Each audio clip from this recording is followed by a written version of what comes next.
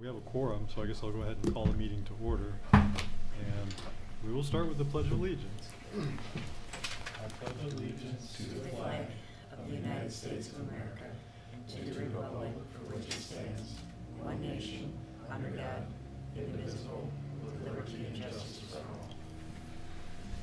all. So our secretary is not yet here, so I will call upon our newly re-elected vice secretary to call the roll. All right, go around the room. Cody. Here. Buckley. Here. Shingles. Excused. Yeah, Shingles is excused. Okay. Webster. Here. Squat. Tro. Here. Okay. Fuller. Said he's running just a few minutes late. You just wanted to test me. Milky. Here.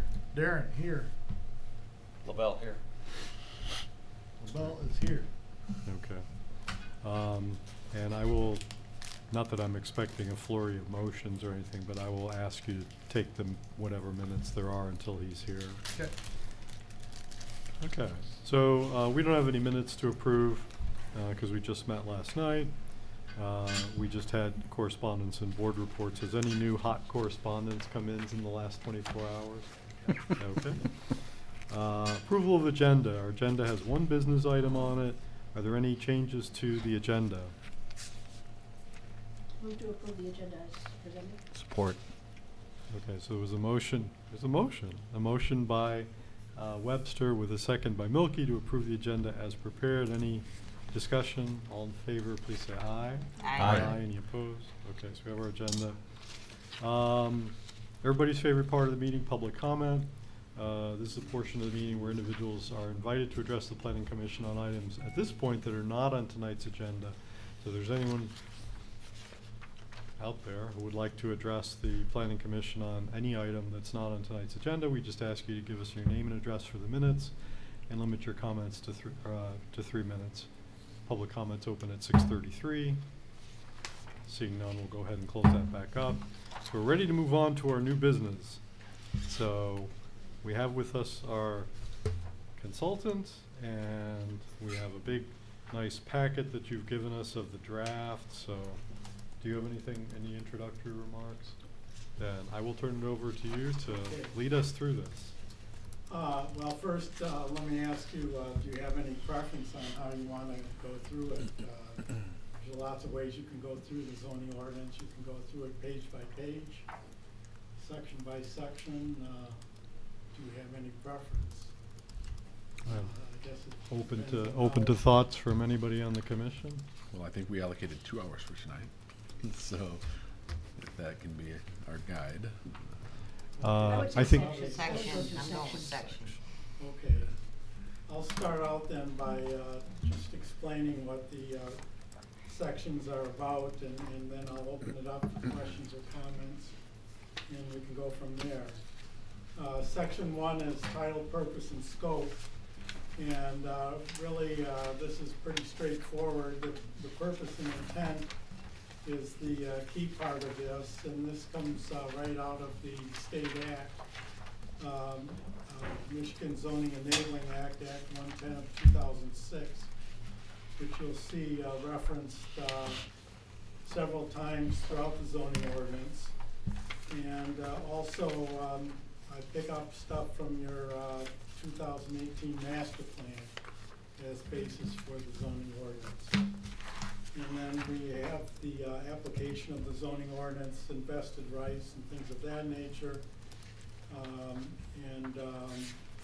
We have the severability clause. That means that if a portion of the zoning ordinance is struck down in court, the rest of the zoning ordinance still stays in force.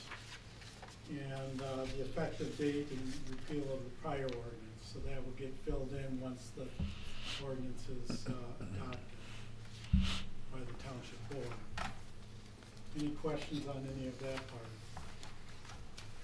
So if you take that much time per section, it will be. Section 2 is, again, a pretty straightforward one. It's the definitions. As I explained in my cover letter, we've added quite a few definitions of terms that are going to be used in the ordinance. And also, we folded in a number of definitions from the existing ordinance, although we've embellished the definitions quite a bit to try to clarify the meaning of the definitions a little bit better. And so there's no easy way to go through the definitions. I guess I'll just open it up. Are there any questions on any of the definitions that anybody has? One that you may have noticed is state. Let me turn to that one. State regulated. Under S, obviously. There was confusion in the existing ordinance about state regulated residential facilities. This is on page 2-29. I'll turn your attention to this one. And so we've turned right back to the state acts that govern these particular types of facilities: the adult foster care, child daycare, child foster care, and private home. And so these are reflected in the new ordinance here exactly as the state regulates them. You should be aware that under the state regulations right now, a daycare home up to 6 children is a permitted use, principal permitted use in a single family district. And there's some discussion at the state legislature to change that up to 12. So we'll keep tabs on that as we go through the zoning ordinance. And if that becomes law, we'll have to incorporate that into the zoning ordinance. Any other definitions that you picked up as you were going through it? The only question I had was a family. I know that we use the word traditional functional. Is that really where we are now in regards to society, in regards to family? I'm just strictly a question of use of traditional, functional. Is there another definition that is out there of family? Well, this is incorporating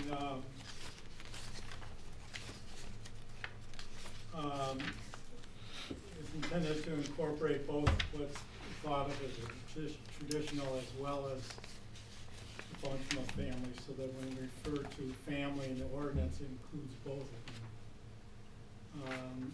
I can research and see if there's one that folds it together, but by law,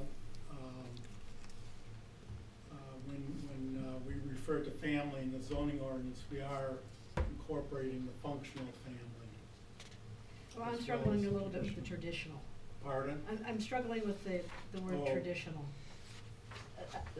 Well, but let me just, I mean, it says an individual or group of 2 or more persons related by blood, marriage, or adoption. It doesn't specify gender, it doesn't specify, I mean, it seems to me that's a pretty broad definition, don't you think? I mean, I understand the word, I understand the use of the word traditional, but I don't see it as being too restrictive. Are you saying that then that 2 people choose to that just want to live together and they consider themselves a family, not married by blood or adoption, is not considered a family? No, it becomes I think it becomes a functional family. Becomes a functional? Okay. I would agree with that. Okay. All right. I was going to ask, and it gets to the question that was just asked. I'm assuming that wherever there is a legal definition or wherever there is an applicable piece of law, you've used that definition in here. That's correct. And then where there isn't, where do they typically come from? Is it like just what's evolved over time to be kind of the standard definitions in zoning ordinances, or? That's a big part of it. We have textbooks back at the office that give definitions for zoning, so that's part of it. Okay. And part of it's experience on what definitions work in zoning ordinances. Okay. As an educator, I always trust textbook definitions. I think those are good. Not that they're always right, but I trust them. Other questions on definitions? I did have some things that I wanted to point out.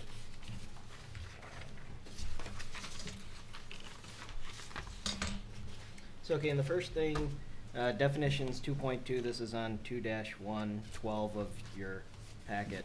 The following words, terms, phrases, when used in the ordinance shall have the meanings described to them in this section, except where the context clearly indicates a different meaning. Words or terms not herein defined shall have the meaning customarily assigned to them. So my question is, in the current ordinance, it talks about words not in the ordinance. You default to, I think, Webster's Dictionary, 3rd World Edition. Is this basically saying that if it's not in here, we default to just the customarily assigned meaning to them? To where whether somebody wanted to use Webster's Dictionary or...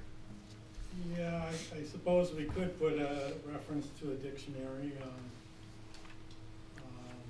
What page was that on? 2-1 or 12 of the packet.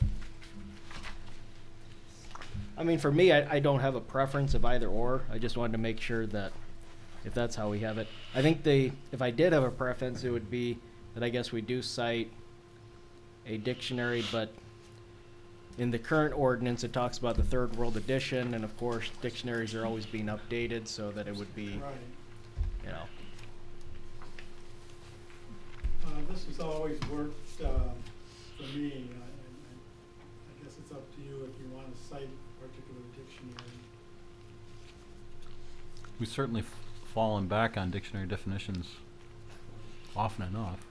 Yeah, and so the only reason why if we don't, I mean, if that's how it is, the way I would interpret that is,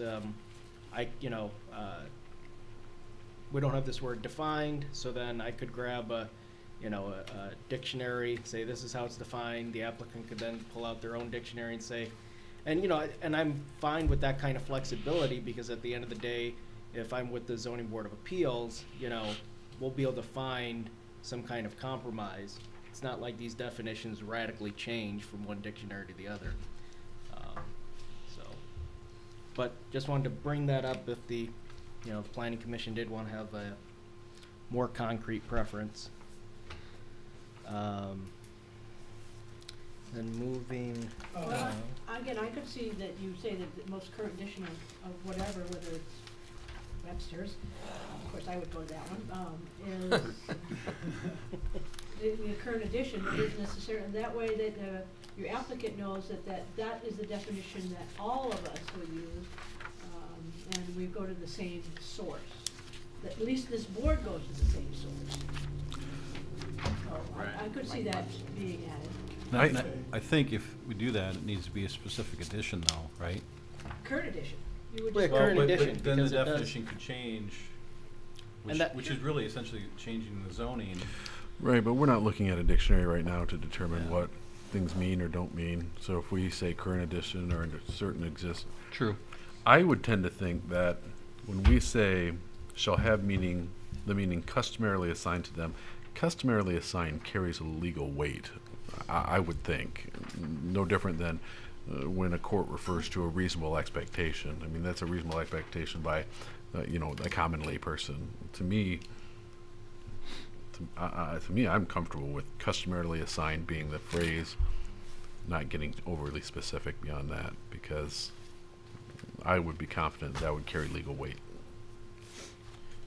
So just our scenario on family that we just talked about, we're customizing the words to what we wanted to say in this book.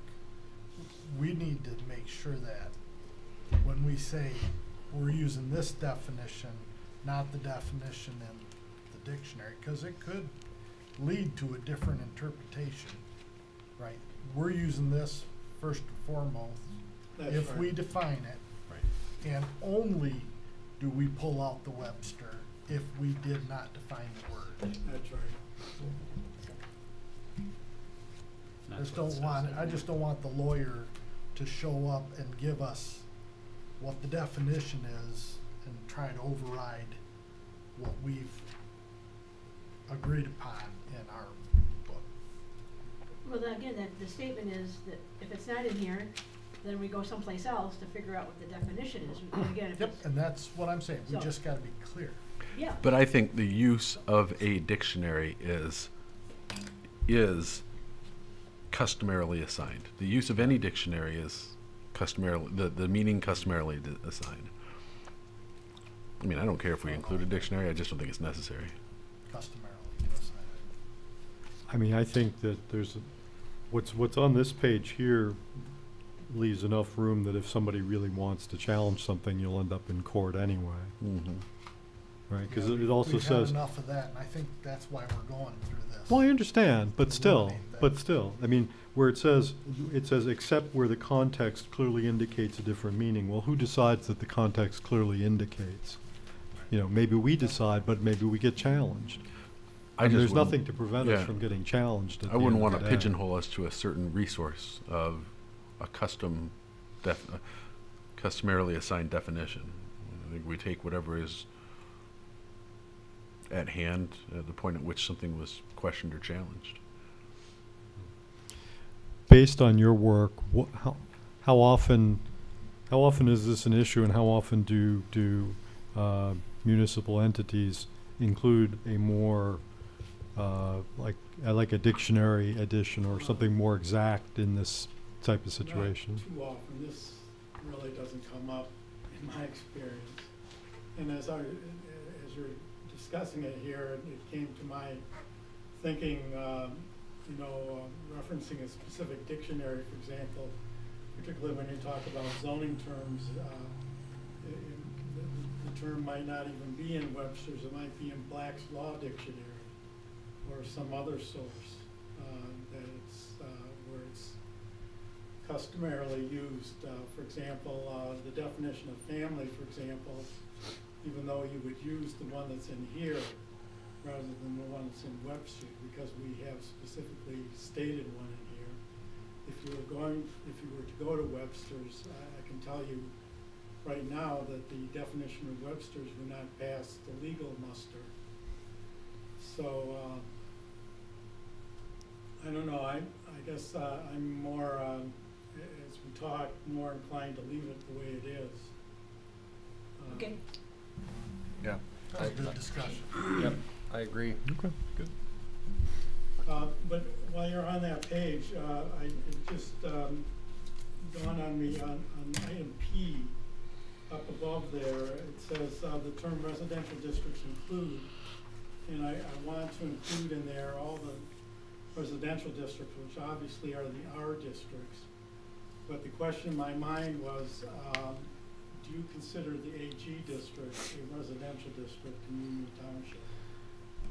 We have a lot of, in the outlying area, there's a good number of homes and subdivisions in agricultural zoned areas.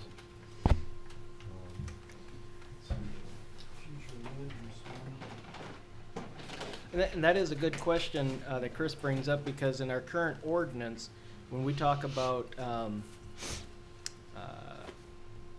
additional setback requirements for business to residential, that doesn't automatically, unless it includes the language residential district or residential use, to ag districts. And so if we were to include ag as part of, it is an official residential district, now when you have setback requirements, whether the ag property is being used for residential, it's considered a residential district. And so if you have a business or industrial office district, now that additional setback is going to be required. So it's an important thing to consider, because currently ag is not. Ag can abut industrial, or if it's not residential use, it's not. Yeah.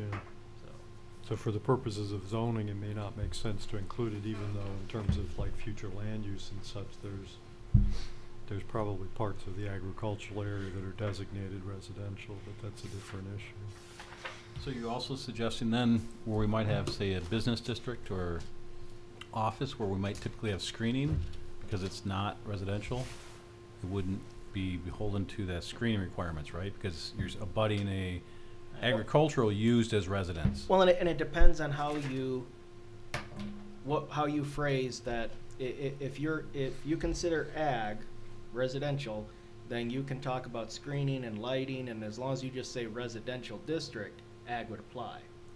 But if we don't consider ag a residential district, and you're envisioning, well, I want additional screening, I don't want an additional setback, then it would have to, specifically say residential use, not just residential district.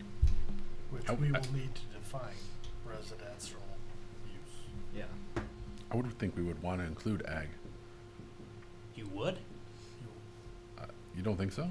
I would say we So- define residential use in ag, and then. As a permitted use, As permitted Permitted use. use. and then just leave it as, when we're looking at screening setbacks, that instead of looking at residential district, it would be based on residential use.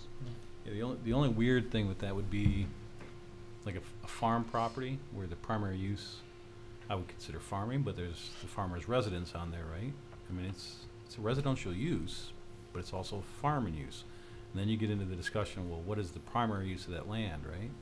Well, and in the current zoning, it gives in ag, it talks about a one-family dwelling not on a farm, one-family dwelling on a farm, or just customary agriculture operations. So,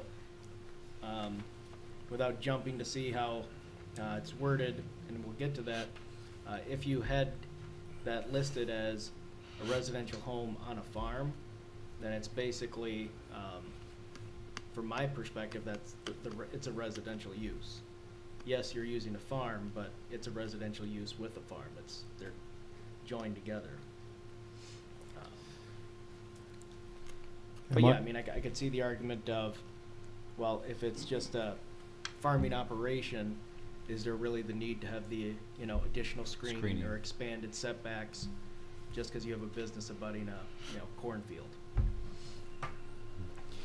If you've got this phrase at the end, unless otherwise noted, could that be used, for example, if one only listed there in P the R districts, and then somewhere else we wanted to include something where if you happen to have a subdivision in an agricultural zone and you wanted to put something next to it, you would have to require the screening? Can you have those types of extras just somewhere else? Yeah, you can do that. Okay. But I think that would encourage more rezoning.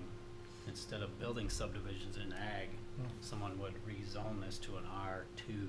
I have this parcel, I want to split to a, whatever, 15 lot subdivision. And then they would be afforded the screening and safety net. Instead of, we're trying to preserve farmland. We're both infill. I think if they wanted those protections, they should rezone the parcel. Which might also discourage, we've had some people that want to rezone from residential to ag so they can put up larger auxiliary buildings, right? And so they're kind of playing the zoning game when they do that, but it would discourage that if they also cared about screening, for example. Correct.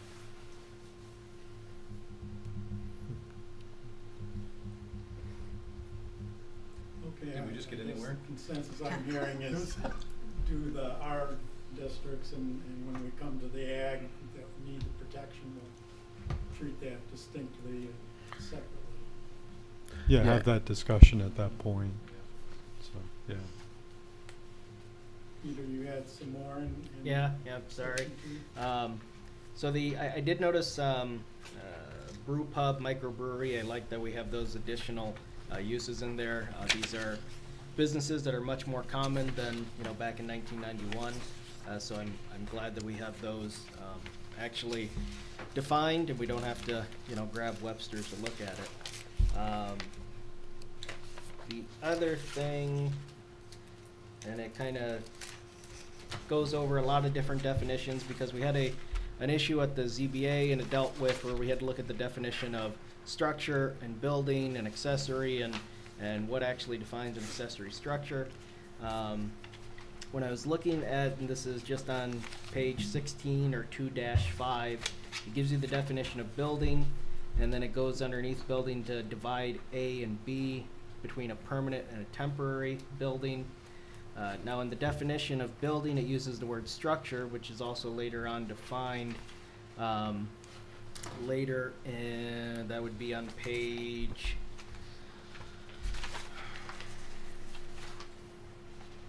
structure is defined on page 41 of the packet or 2-30.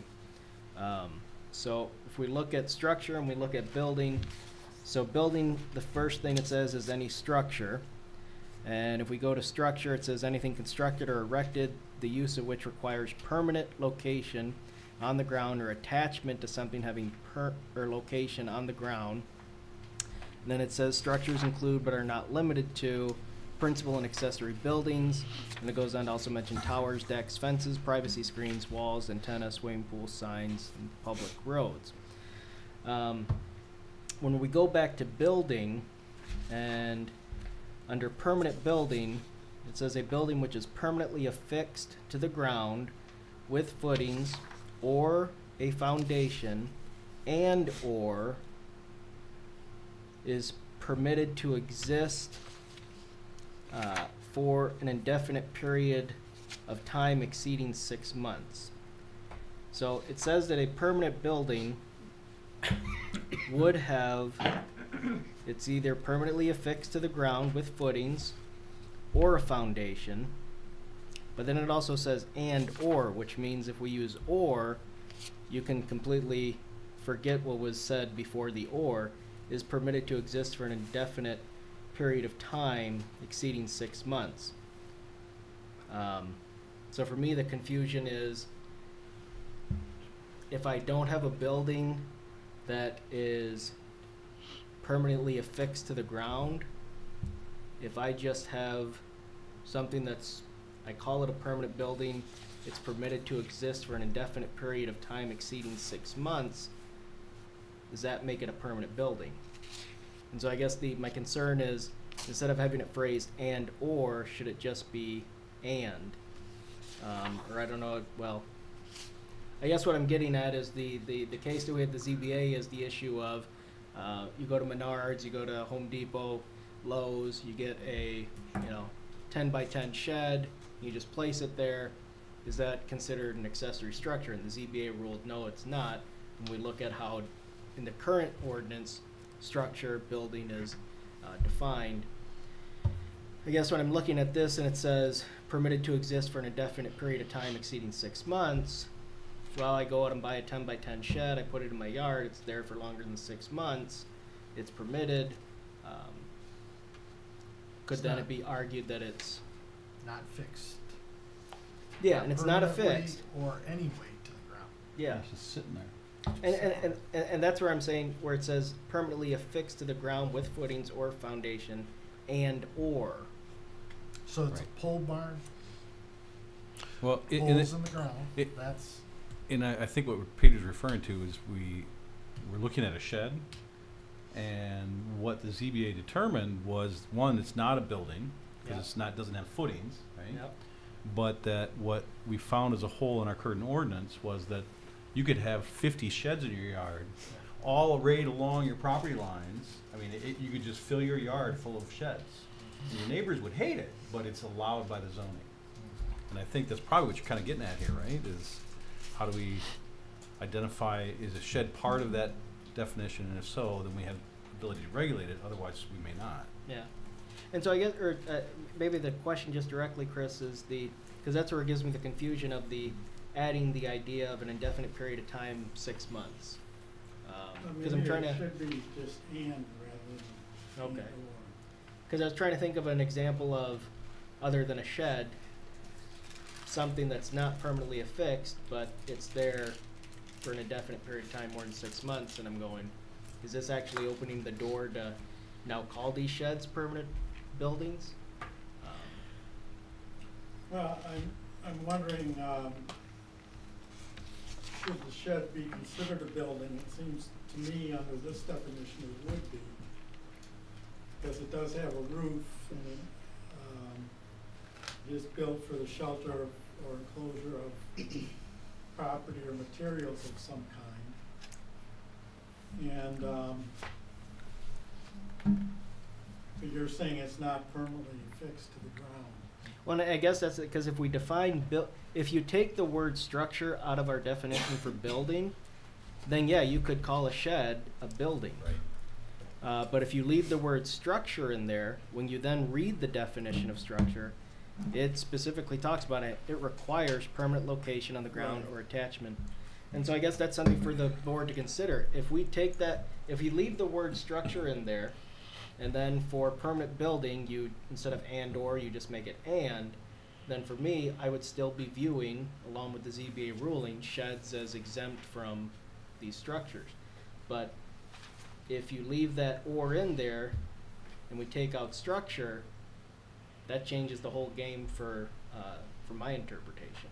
Can we just? And do we, and I guess the question is that what we want? Do we want to now start treating these sheds as? Can we define shed?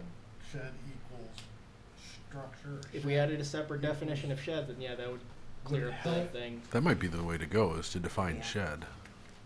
As long as we can agree as to. Yeah. Well, there are Well, other kinds of sure. shelters too, right? That Sure, people Chris can use. offer a suggestion for a shed definition. Yeah, I could do that. I mean, I did notice one thing that's not, well, I mean, it would be accessory. It would definitely be accessory. I didn't have a problem with how we define accessory. It's just when it becomes, so for me, the problem wasn't whether it's an accessory building or if it's a principal building. Is this a building, period? But I mean, like another thing that we don't have in the current ordinance that we defined is carport, and so I like that we had that definition added in there. Do we allow isotainers? Because that's big now. Isotainer? What, I guess what? They're selling isotainers, people are setting them on their property and. What is that? What is an isotainer? Shipping container? Oh, yeah, where that's become a thing about, Making they them, run like a little business out of it, or? making them dwellings You or? can buy them now for $2,500. They'll come set them in your yard, Oh, okay, then so. It's you kinda do like a whatever shed, you want right? with it. It's kind of like a shed. Depends on Storage. how people use it. Some people Correct. use it as a But garage. it is kinda some like a people- shed, Yeah, yeah. but it is like a shed. So. Some people but use it as a we dwelling. probably Yeah. should define it as whatever we want to land it in, whether it's structure, whatever shed, no footings, no. I'm thinking that having some kind of separate, definition for, say the word again for me. Shipping containers Shipping probably. yeah, shipping containers, sheds, cause yeah, they clearly wouldn't have a foundation, or necessarily attached to anything. But at the same time, I think it would be a good idea to have some kind of control over them. Yeah. Yeah. And the fact Yeah. that we don't want somebody just dropping a bunch of them and saying, well, it's just landscaping, you know. Well, I think, yeah, I mean, I think we did at CMU, I think we did an event in Detroit the other day that had, I mean, it was all shipping containers, and there's like a bar and food and stuff being served out of the shipping containers. It's like rotating businesses and stuff like that. It's, So Yeah, what if that's a thing. somebody pulled a trailer into their yard, right over here, and used it as a shed? Camper. And we have it right here, so we know it's happening. It's happening with mobile homes too, right? Yes, They just live in the mobile home on people's property. yes. Yeah, but I believe those are affixed. Or Winnebago on wheels. Oh, no, not that, sorry. No. And, yeah, Had a neighbor defined- doing that for a while. We're defined with campers, motorhomes, boats in the yard, right? So, but I'm talking about somebody actually changing a camper into a shed, leaving it on tires, parking in their yard, and using it for storage.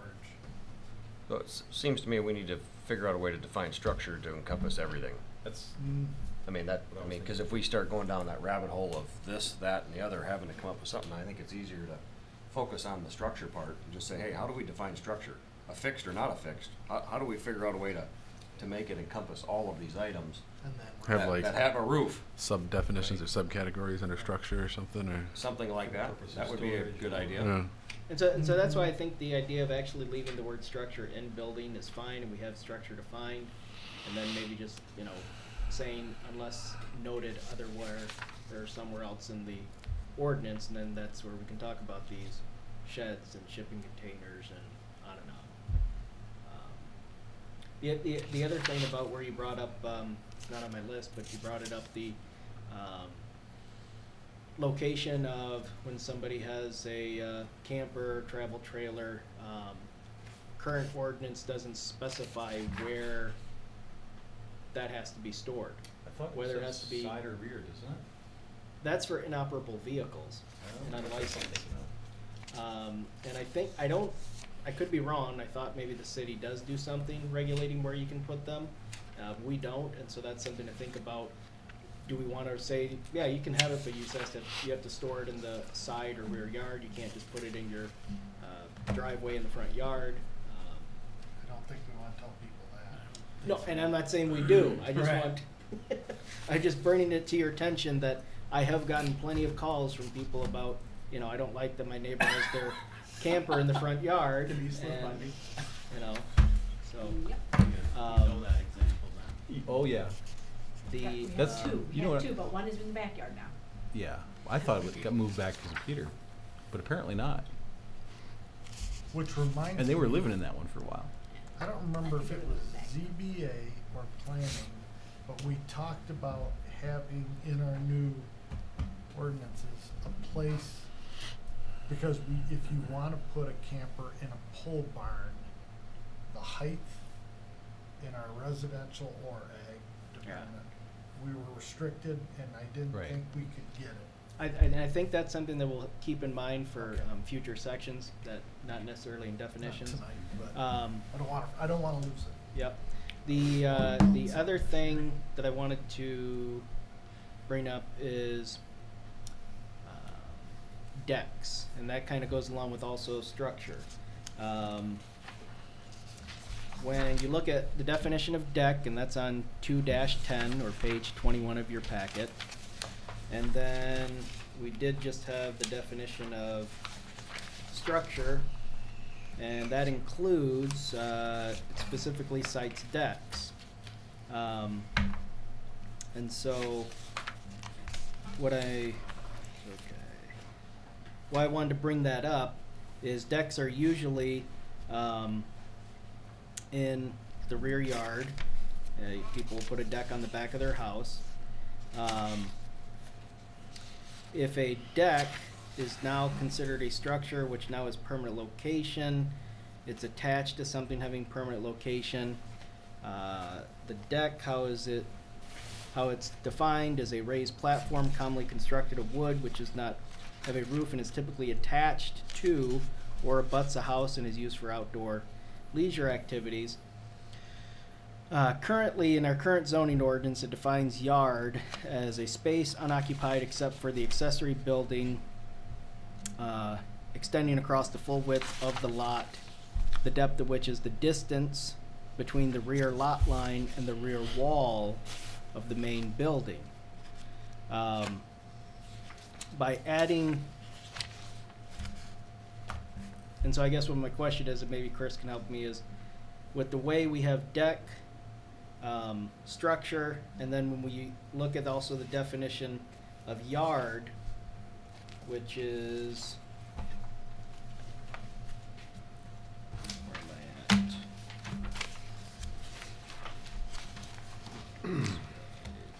Yard is 233 233.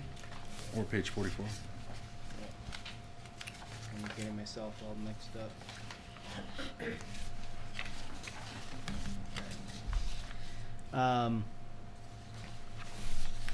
It just says the rear lot line and the nearest line of the principal building. So is this in fact saying that if somebody puts a deck, the rear yard basically is now gonna be measured from that deck onto the rear, or to the, back, the rear lot line and the deck, or should it still be the rear lot line and the, principal building? Now, what I've been doing in practice, and nobody, I don't believe, has ever wanted to bring it to the ZBA, but what I've been treating decks as is, in essence, to protect the setback, is I do measure, I have been, when people do decks, I do measure the deck from the, as part of the building, in the essence that I'm trying to protect the setback, that if somebody builds a deck and they want to build a deck all the way and it's right on the property line to their neighbor, now you basically, that setback is gone. Your basically neighbors now added their, an addition to right on the line.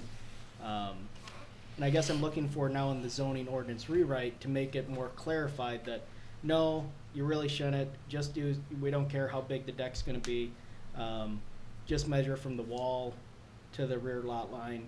Or, no, this now new definition is saying, no, you should measure from the deck to the property line. But you're So- saying you have, I'm sorry, you're saying you have been measuring from the deck to the property line? Principal. Yeah. For setback. Yeah, Yeah, for a rear okay. yard setback. Okay. And that seems reasonable to me, that you don't want that encroaching to the property line. And the reason I've been doing it is because, as it says, I mean, basically when decks are built, they're either attached right to the house or they butt right up to the house. And so it doesn't seem like practically, or in practical practice, that, like I said, if I'm still just counting the wall, I can just stretch my deck, keep it going, well, I'm on your property line, oh well. Defeats the whole purpose of having the rear yard setback and whatnot. So I guess what I'm also looking for is, if that's how, that's how I've been doing it, do we want to make that, because the way I read it is, that's how I could keep doing it. By saying, well, that deck is, it's part of the principal building. Right. So let's keep it that way. Yeah, I think If what it's you're saying makes working. sense.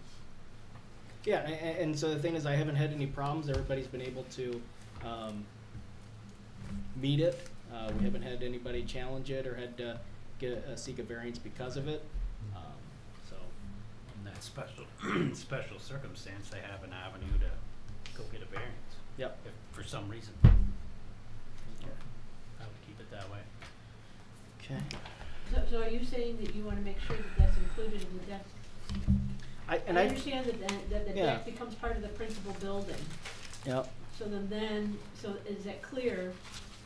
Again, from here, I don't think it is, as I keep looking back and forth from deck, but from what you're saying, you want that when they decide to put a deck on, then you're going to measure from the, whatever that dimension of the deck is, to the rear yard and you're going to setback. That's what you wanna do. And does the definition tell me that? The way it is read right now, it does not. No, Okay. it does not. All right. Okay, I wanna make sure I got that. You'd have to correct. add that sentence on the bottom of Okay, all right. deck. Actually, I think we're gonna get to that in section 7.2, where we deal with permitted encroachments Okay. into required yard setbacks. So I made a note of that, and I'll make sure that we address that when we get to that. Okay, good.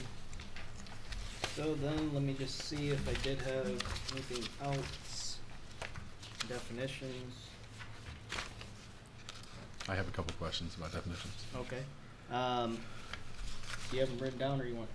Just questions of whether or not we need additional definitions that I don't see here, I guess is, so not clarification on the actual definition. I see a definition of wind, and I see a definition of solar. The way they read, they appear to be, it's like a solar use facility, which does not appear to relate to residential, unless I'm misreading it. I didn't know if we needed to address solar, renewable energy, alternative energy, define that in its own right. In section 6, when we get to that, we'll have sections dealing with both of those. Okay, And there'll be additional definitions okay, that apply to both of those. okay. I also see we have microbrewery. I don't see anything for micro distillery, but those are starting to spread around the state. That's true. I don't know if we should have a micro distillery. Yeah, we can add that. And then the last thing that I don't see anything on, I don't know if we need anything on it or not. All of the references to marijuana are medical, but we have a state law that's going to pass for recreational. So I don't know if we need to define that at all either. Actually, before we finish up tonight, I have a letter regarding marijuana Okay, that I need to go over with you. okay. Okay.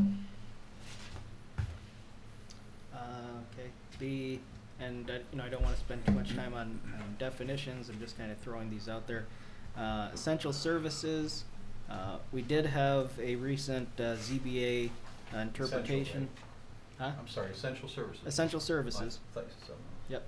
So essential services, recently the ZBA had an interpretation where they considered the Isabella County Road Commission to be an essential service. If we want to keep that in the zoning ordinance, I think maybe we should mention something about, county road commission or even other county functions. It does use the term Union Township departments, commissions. It talks about underground overhead of electrical, steam, water, transmission, distribution. So maybe consider expanding the definition of essential services, or if you don't want to. Can I stop you on that one? Sure. So, I was involved in the ZBA on this one, and what I came away from that meeting concern was, yes, I think the ZBA was right in defining the road commission as an essential government service, but the way that could now be used as a ruling is any government service can be put in just about anywhere. And so my concern there was you wouldn't want a water treatment plant plopped in the middle of on a neighborhood, or if the township decided to take up mining or something, right? I mean, it seemed to me there had to be some limit there. Just even though it's an essential service, maybe it's not something for this zoning, right? That was my concern coming out of that ZBA meeting. No, and so that's why I have it highlighted, because we want to, do we want to make it more specific? Because of after that ZBA interpretation, that is what we are doing going forward, unless we, with our new ordinance, better clarify the differences. Should, on that, so are the administrative buildings, and let's just use this last scenario with the road service. I agree, it is an essential service. The administrative side of it is not 24/7. It's not, should we have a definition for that? Because I think that's what they were trying to do, was get a new administrative building. They weren't necessarily moving the road commission, right? And I think that we should define that to eliminate that possibility, or give the ZBA or the planning commission a tool there to say, are you moving the essential service, or are you moving, you just want a new building and you're using this to get what you want? Well, this definition says, read the last sentence, it says, this definition also does not include sales or business offices in commercial buildings or activities. So, in the example that you just gave, the administrative office would not be considered essential service. Right, but we were lumping it all together in this case. Because I think what Mike's getting at is that with the ZBA, we're looking at, currently our county road commission, you have the administration building, but then right around the administration building, they have all of their trucks are stored there, they have all the salt, they have the entire operation. And so it's not that we have they have their administration building, and then their Yeah, it's operation hard is to conducted separate. somewhere else. Yeah, it's all Oh, on it's pretty one easy site. to separate. Yeah. It really is. Yeah. What they wanted to do was build an administrative building. They were gonna move their storage and everything else too. Yeah. That's what they told us. Yeah. That's what they told us at least.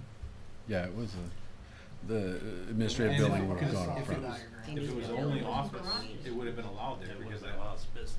And so basically what the ruling is, what they were looking for is, can we continue in our B5 zone having our administration building along with our operation storage? So the ZBA determined it to be an essential service, yes you can.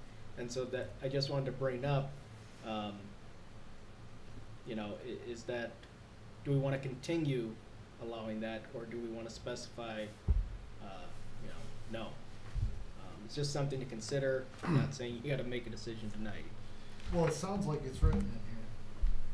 But Right. So, Yeah, the way it's written. And But essential it's essential services are permitted in every single district. define And is essential that what we service. want too? Which does that mean that if that had been the case, if that ruling had occurred earlier when we considered this, that would have been a permitted use and we wouldn't have had any.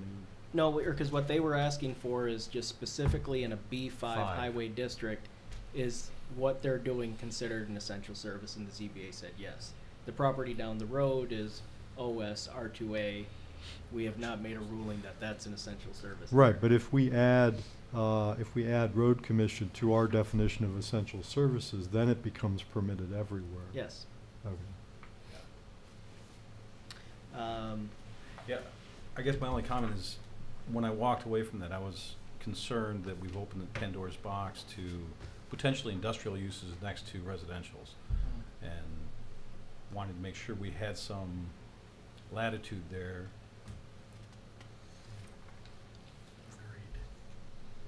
Yeah, well, I agree, you know, I read this, you know, halfway through here, and I look at all the zones that it's a permitted use, and I'm like, what are we doing here? I don't believe this is what we're trying to do. Another thing that I had, and maybe Chris, maybe there's a reason why we have it, but we have, currently in the ordinance, we got home occupation permits. In the new definitions on page 2-15, it says home-based business, and then it also says home occupation. When I'm looking at the definition of both of them, it looks like the exact same definition for two different things, and I guess I'm wondering, is there a reason why we want to have home-based business and home occupation? Well, a home-based business is a step up from a home occupation. I guess that's a policy decision on your part, whether you want to go to that level. More and more people are doing things, rather than going to a workplace, they're doing things at home. And so they're running businesses, like micro businesses, out of their home, and that qualifies as a home-based business where they might have one or two employees, rather than a home occupation where it's just themselves alone doing whatever they do. So it's your choice whether you want to permit that sort of thing. We don't permit that now, right? No. Well, right now, we just permit home occupation permits. And we look at, where's home occupation? Are they different? Well, Are I the guess two that's what, different? If they are, then, but they're defined, if I'm reading it, they're defined the same exact way. Okay, well, and so yeah, no, and that's why I brought it up. Home-based business and home occupation, from what I can tell, unless I'm seeing double, it's word for word the same. Yeah, I should, the home-based business should be amplified a little bit more to indicate that it's, as I said, a step above a home occupation. Yeah. And so, and that's why I wanted to bring it up, because later on when we start to then say, okay, well, we have home occupation, home-based business defined, well, later on, we're gonna, and it's listed as accessory uses in districts, which we'll see in a little bit later. Then, of course, we're gonna come up with what the process is, the criteria of approving those. And so, I just wanted to bring up that there possibly could be two different applications. Someone could be applying for, well, I want a home-based business, which, as Chris said, is a step up, a little bit different than applying for a home occupation. Then that goes right in hand with, on 2-14, garage, private garage. It says, second sentence in private garages shall not have public repair facilities. And the reason I bring that up following home occupation is we have in the past approved a home occupation where not necessarily that the person is opening up a commercial business in their garage, but they would use their garage for repairing. Selling a service. Well, yeah, it has to be constrained. It's not that they can advertise, but basically it allows them to, I'm pretty sure familiar, we have approved one before. Yeah, it's a nice And so shop. that doesn't mean that we're necessarily gonna keep doing it. If we don't want that, then if you look at private garage definition, it basically, if somebody then comes to us and says, well, I wanna have a home occupation permit, where I'm just gonna work on some cars in my garage, well, sorry, you can't under this new definition of what a private garage is. I just don't think we wanna open up that, because it's hard to control, right? Mhm. Got the guy that says he's just doing it for friends, but then he's got a stack of cars out in Yeah. his driveway, abutting ag or residential. Yeah, and at that point, it's like, when you approve these things, that's where, with a home occupation, you put the condition that if it ever becomes that, your home occupation is revoked, that's, But then. we have trouble managing that. Yeah, And then you gotta so- go out and, So do we not allow it? yeah. And so- what would we be, I mean, there's licensed home daycare, so that's, to me, home-based business, right? Licensed daycare? Well, licensed daycare, as I mentioned before, up to 6. That's not even considered a home occupation, that's a principal permitted use by state law. Okay, all right, but well-defined, Yes. and controllable.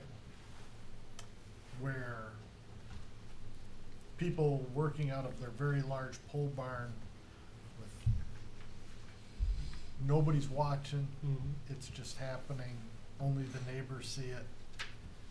And I just think we need to try and stay away from that in residential, and if we're gonna define ag as residential use. Yeah, and I'm not bringing it up saying that, I think we should keep it, I just saw that and said, well, if we do keep that, it changes, so. Well said. Just wanted to bring that to it, anyway. And if everyone's comfortable with that, then we can proceed that way, and the next time we get an application, sorry, that's not, Right. it used to work that way, but not anymore. I personally don't wanna discourage anyone from making an income at their own Right. home at any point. Yeah, Yeah, we've been pretty receptive for the most part, as long Home-based as we're constricting businesses. that external use, so it's not affecting their neighbors. Right, Parking, and that's lighting. where we need to be able at their approval process is to put this year review, complaint-based inspection type thing. I mean, yeah, we have a hard time monitoring it because we don't have the staff to do that, but, all our zoning stuff is complaint-based. So what if that sentence that he referred to under garages was modified to say private garages shall not have public repair facilities except as permitted under section XYZ? or unless permitted as a home-based business, home Yeah, occupation. something like Yeah. that. I think that'd be great. That'd be cool. Would that work, Chris? Yeah, that would work. The next, Can we Sure. just circle back around before we get too far away from it? Essential services, what did we ask Chris to do? What's our resolution here on that? Because it sounds like there's concern here, but I'd take it I out of didn't- every zone possible, make it a special use, if you're asking me. I just don't feel like I think we Special moved use on without cases. having an answer as what we're Right, asking for. That's what I would do. Take it out of a permitted and make it special use, because Which Does would that give work? us what I the- read in there, I don't want it next to me, I don't want it next to you, gas compressor facility. But But by doing what's- that, that gives us the you know, power to kind of see what comes across to make that decision. Is this one of those items that has a legal definition, essential services? Well, this is the typical definition for an essential service. And it's common that it's a principal permitted use in most zoning districts. Is it required to be? Is it required to be? I think for the functioning of the township, it ought to be. Hmm. I think what you need to do, if you don't want it to be, if you're concerned about the types of uses that are allowed in there, is to pare down the definition of essential services so that you can Hmm. allow it, because you want to be able to allow the essential services to continue, you know, without transparency, with, what's the word I'm looking for? Unabated. So this So would that be, there's no, you know, disruption to service, Mhm. to the electric lines, to the gas lines, to telephone, whatever. yeah. Yeah, and those kinds of things are very different than where the concern was, I think, was a full-fledged use that is maybe improper next to, say, a residence, right? Yeah, but the flip side of it is what he's getting at, which is, at what point do you have something where even if 100 residents show up, you actually want to be able to say, this is an essential public service, I'm sorry, it has to go there. I'm not saying we would do that with that. But the But way I'm- it is now, we would have to let it be there, right? Ones, and so I think there is a, and the definition already, so of course, if somebody wants to come in, they wanna put in lines for, internet, they wanna put lines in for gas, they wanna put lines in for water, sewer, this and that, you know, whether it's gonna go through residential property, ag property, you know, we would consider this all essential services, they're gonna get put in. But then, at the same time, well, if somebody says, well, a road commission is an essential service, a wastewater treatment plant is essential service, yes, but we don't necessarily want them to be put anywhere and everywhere. And so I think that's probably the balance that I'm hearing is, yeah, if somebody wants to put in telephone lines and that stuff, yeah, we don't care if it's, whether it's an ag, business, or residential, but these Unless, other plants or yeah. whatever, that is the concern. I guess unless I'm wrong, I'm not seeing where, if I'm looking at the definition of essential services, I'm not seeing where we're giving permission for I mean, I know we talked about adding road commissions specifically, but this is really utility service. Right. Yes. This Like is not- fire Yeah. hydrants, you know, pipes, drains, water, sewer. Which Those that's, are essential services, but when you go to an electrical substation, or, you know, they go and put a sewage lift station next to your house, because it's an essential service, well, you have a stinking thing right next to your house. But But where they did- are essential. So, I think some of the concern probably comes from the definition we have in our current zoning, which was a little more, I think, broad. Let me take a look at that definition, and I understand your concern, and I'll see, maybe there's a way to have two classes of essential services. Well, Take a look at yeah. it, I can see your concern. but from that standpoint, there are some essential services that I wouldn't want right next to my house. Right. But there are also the same essential services that we cannot just simply say, okay, well, we're not gonna build them next to any houses, so we're gonna put them out in the middle of nowhere. So I don't wanna remove our right to provide utilities to the community as needed. I don't see anything here that would give road commission, or, we specifically, in this definition, we specifically prohibit, but not including any buildings except those expressly referred to herein, so no buildings. We're Right. talking about utility service. I don't see any reason to restrict this any further than what it is, even though I'm sure there's something I don't want next to my house.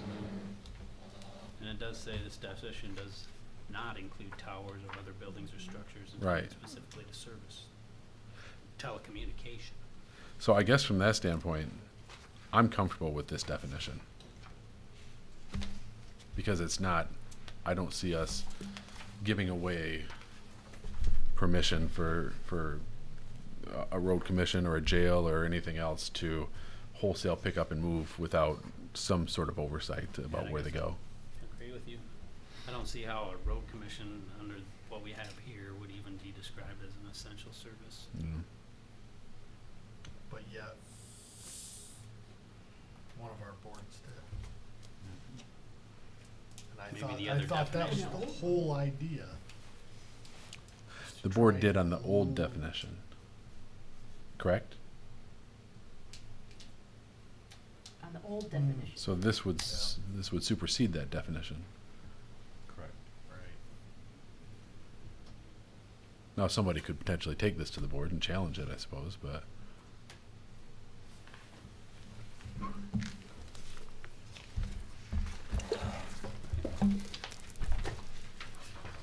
Should we keep moving in the sake of time? Yep. Yeah. So, I think that was pretty much all I had.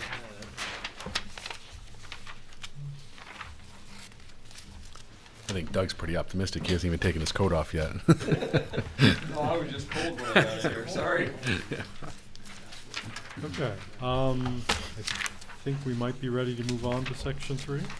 Okay. Is it possible, I got one, in this yard description and diagram, would it be helpful to put the other examples of yard, corner lot with its yard descriptions and definitions?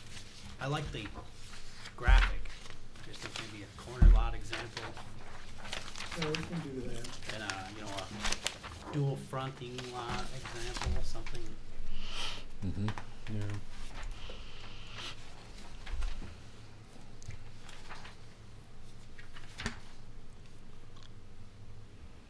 And like a corner lot, it's pretty important too, I think, knowing where the address side too is.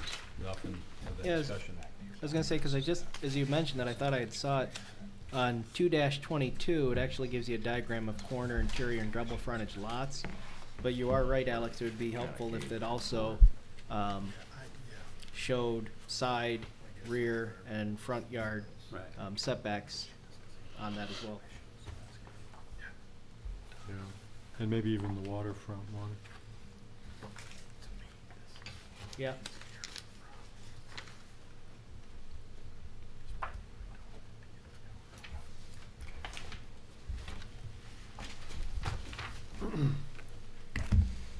Okay. So now section 3.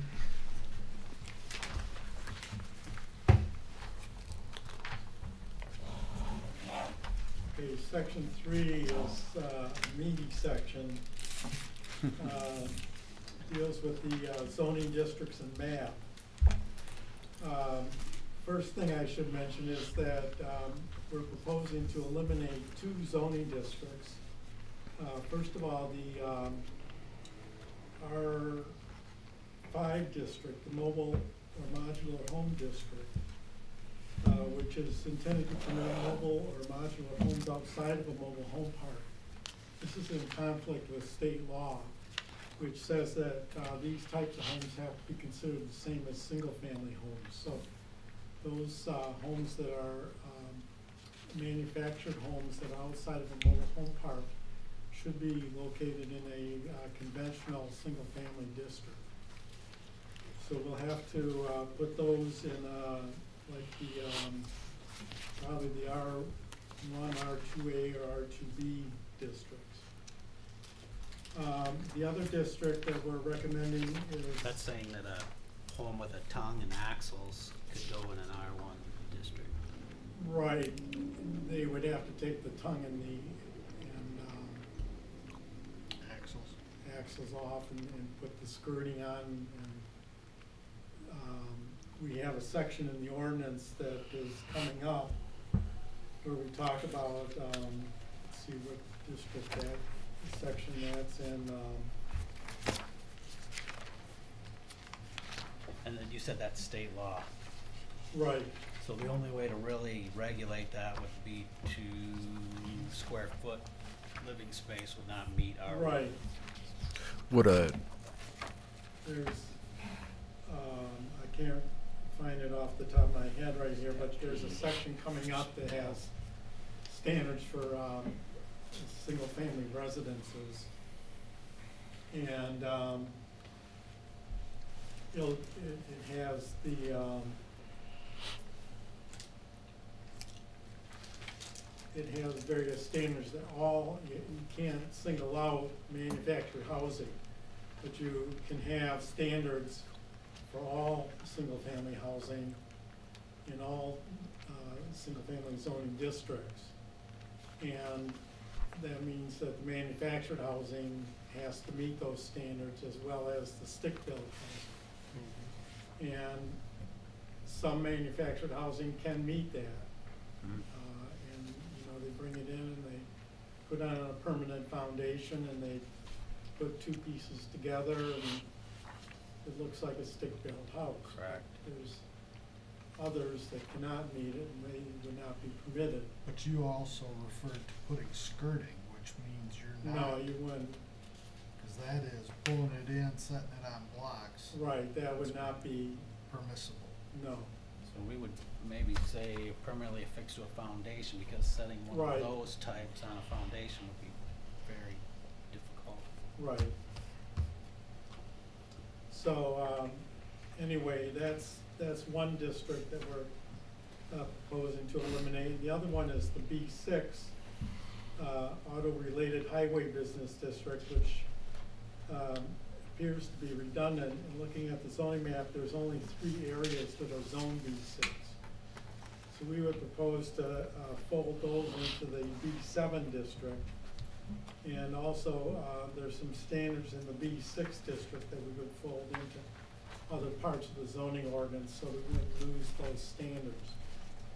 So we'd streamline the ordinance a little bit and gets rid of some of the redundancy that exists.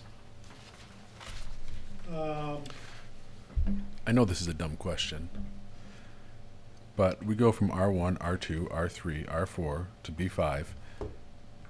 Why would we stay with B7 and skip the 6 designation instead of just rolling all 7 into R6? Just renaming it B6. Just renaming it all B6. Well, we could do I that, mean, but that's then a, we'd have to rezone a lot of properties. okay. That's the reason that we do it that way, because all those people would be coming in here and wondering why their property's getting rezoned. Okay. Down zone. Yeah. And my experience is that it's better to leave things alone Okay. if you can do it. Okay. So are you saying that when the zoning names or designations change, there's no clerical way of just switching it? No. Really? Okay. That's what I would have thought that we could do, but yeah. So okay. for those B6 properties, until they're rezoned, how do they fall under this current new zoning? Because it would be a non-designated type, right? Well, they're gonna stay B6. B6 until the new ordinance is adopted. Right, but once you adopt this, there's still a B6 until, Well, the map is going to be revised as part of the zoning ordinance update. And they'll but, be rezoned to their but designation. until they're will be rezoned, changed. until that rezoning process happens, right? Pardon? Until they're actually rezoned on a formal process, Right. there's still a B6. Right. So what if they don't want to rezone and they fight that? Well, we'll deal with that when we get to it, Okay. I guess. I mean, I guess what I'm asking is, can we just say B6 and B7? Do we leave a reference? A reference to B6 so that it falls under B7 new zoning automatically. I'm not following. Do what again? That seems like in the a B7 section, as we talk about the seems like a clerical zoning workaround thing. there. What's that? That seems like a clerical workaround. Yeah, can you not just put a reference in the B7 that any properties zoned B6 fall under this B7? Oh, I see what you mean. I'm not sure that you can do that. Never seen that done. If you could, it seems like you'd be able to go the other way too. Anything that's B7 is now falls under B6. Six. So Until they're rezoned, right? Until they're rezoned. Since the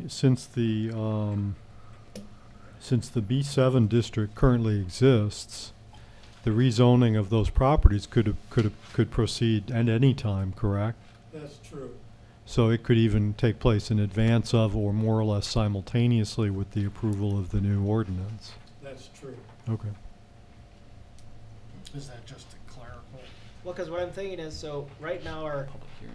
we have B6 and B7, and so when we change the map and B6 is going to be gone, and we rezone those B6 properties to B7, I would think that, and I understand for the short term, you're going to skip from B5 to B7.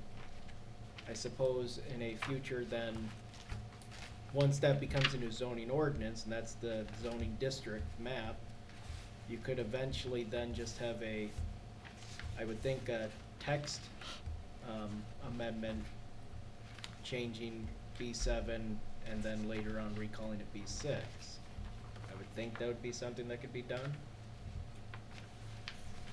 It's just a number. I mean, yes, It's just number, it doesn't I change the could see where it could definition. confuse somebody, but, you know, yeah, it would, Not so it's being- called B7. Not being you know? rezoned. Yeah. And so is I it don't know. just, Technically, I think you're rezoning it. You're not talking about on land. But we're, I think it's better to leave them B7 myself. There's another reason too. You don't know down the line that you might think up a reason why you need another B6 category. You might carve out a part of the township where you think that maybe you need an overlay district, for example, where you want to do some special planning or zoning. And so you might want a B6 10 or 15 years down the road. Well, and, Like and to me, bluegrass yeah. area. Pardon? Like bluegrass area, for example. Right. And just to give, I mean, I wasn't here when B6 was decided. There is one thing, and I remember it came up in discussion in I think it was a previous text interpretation. In B4, B5, of course, B5, I believe it's a principal permitted use, and in B4, it's a special principal permitted use. But the sale of retail cars, trucks, motorhomes, travel trailers, that kind of language is used and referenced in B4 and B5, but in B7, and I wonder if this is why it was specifically one of the reasons it was created, because it says auto-related highway business district. A permitted use currently in the B6 says retail sale of newer used automobiles. Outside areas for display purposes are allowed, providing all services, repair, conditioning of such vehicles shall be in fully enclosed building. And so with the B6, it doesn't talk about all the other different items that you could have for retail sale in like a B4, B5. It specifically uses the word automobiles for a B6. So I don't know if that was something that was... And where are the few B6? They're up on Pickard. It's on Pickard, I think just west of where you have Celebration Cinema. So it'd be west. Yeah, it's Isabella, Pickard and Isabella. Yep. It looks like there's like only just a few properties. Yeah, there's 3 areas. Yep. Yeah.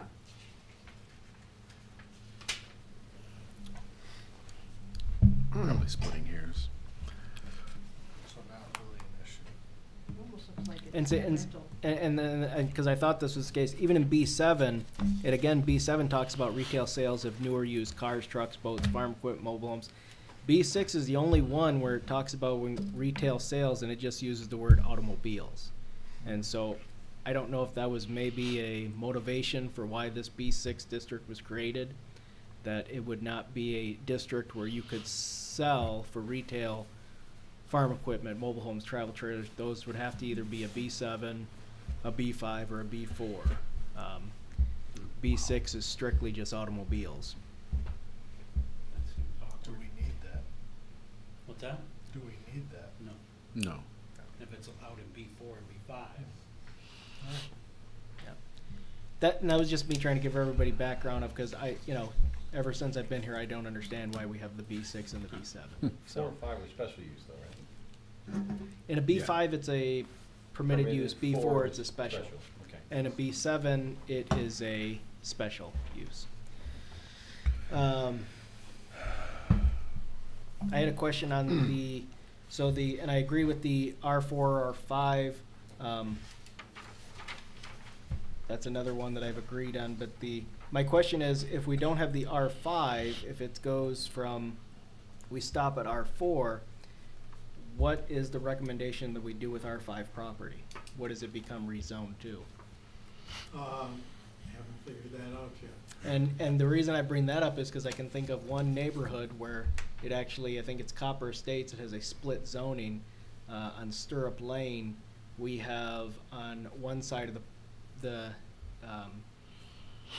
Copper Estates on Stirrup Lane, it's zoned R2B, and on the other side, all the homes are zoned, or they're all zoned R5. Why that was done that way, I'm not sure. So you're saying that you can put a mobile home right now in Copper Estates? Well, and the only thing that I could see possibly why it was done that way is because the lots on the one side are smaller Well, than the lots on the other. Lot sizes are tiny. And so I'm thinking maybe that's why it was done that way, to accommodate, because if you had it zoned R2B, those lots would be too small. And so I don't know if it was just a convenience thing of, well, we'll just have this zoned R5 just so we meet the, I would think an easier solution would have been to just grant a variance for those lots to be smaller. It's interesting that you bring that up, because I've heard several people openly question why the lot sizes are so small in Copper Estates. So I never knew why.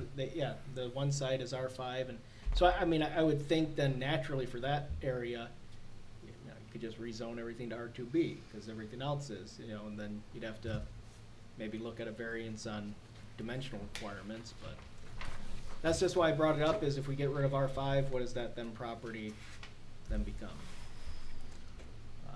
And we've only had 2 or 3 of those too, right? Areas? Yeah, we don't have a lot of R5 property. So if we get rid of R5 and we have Copper Estates, which currently has R5 in it, we make those R2B and then give them a variance on the existing properties, or I don't know if there's any vacant plots in there or not. What's that? I think they're built out. Is it built? I didn't know if it was built out or not. I know there's another phase proposed, and I don't know what that was. But is there a variance that's needed? If it's built out, is there a variance that's needed given that it's built out? Or is that, how does that work if you have something that doesn't conform to the lot size of R2B? Well, so Only an issue if they yeah, so Permit. I was gonna say, if somebody has an R5 property and they come to you and say, I want to rezone this property to R2B, you could easily just deny the rezoning by saying, well, what's the dimensions of the property? Sorry, it doesn't meet the dimensions of an R2B district. We're not going to rezone it. You could, for other reasons, decide, well, I think it still is a better fit of an R2B district, so you rezone it. But then I would think that then if they want to then proceed to, now once it's rezoned to R2B, somebody wants to build on it, the first thing I'm looking at is, does it meet the requirements of the lot size? And if it doesn't, then I'm telling them they have to get a dimensional variance. Like So if their house burns down. That's what I was going to ask. If their house burns down, that means that they have to get a variance to rebuild their house? Nope, because it currently in the section 9 of our current ordinance, non-conforming uses, if your residence is destroyed by wind, fire, I think it mentions act of God, no, you're allowed to rebuild. What So if they want are to we- build a deck? That's a permitted use, so. Yeah, so You so gotta you're get a saying if permit, they but add now on you're to- Because we looking have a at the same setback thing. issue there. They haven't met the setback. Yeah, if they can, if they can meet the setback, or so, let me make sure we get the hypothetical. Right. So we have a person who, let's say they have, the home is already existing, the property is zoned R5, they rezone it to No rezone. no They just rezone. want to build a deck. build a deck. If they're able to meet the setback requirements, then they're fine. for If they're R5. not, for an R5. If they're We don't not, have then they'd have, R5. huh? We don't have R5. So they're non-conforming. We currently have R5, are you saying? Nope.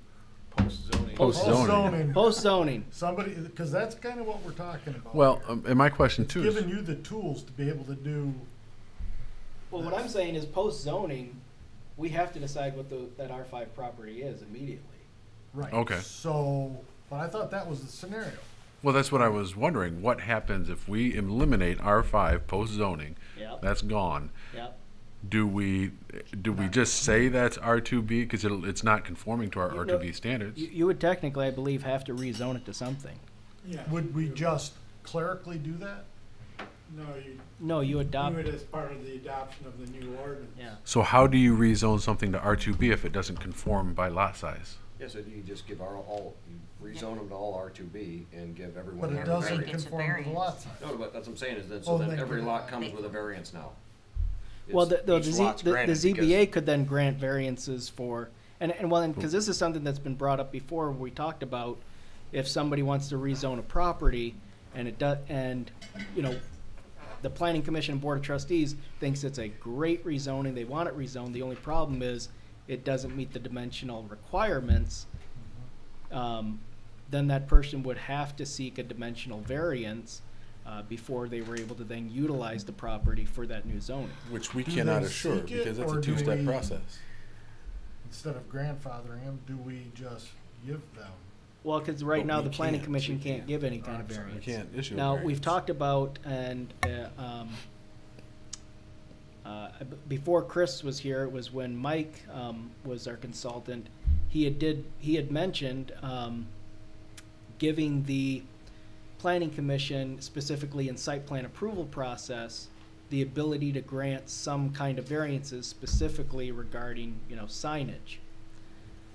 So, that's something that I guess we could look at and the legal way to do it and whatnot. But right now, the planning commission and board of trustees, while they're doing the rezoning, cannot just say, by the way, here's a dimensional variance, you're fine. Yes. Right, I don't so, think but we I guess my point was, we're imposing this change on them. Yep. And I didn't mean by us as in planning commission, I meant us as Township. in The township, township. yep.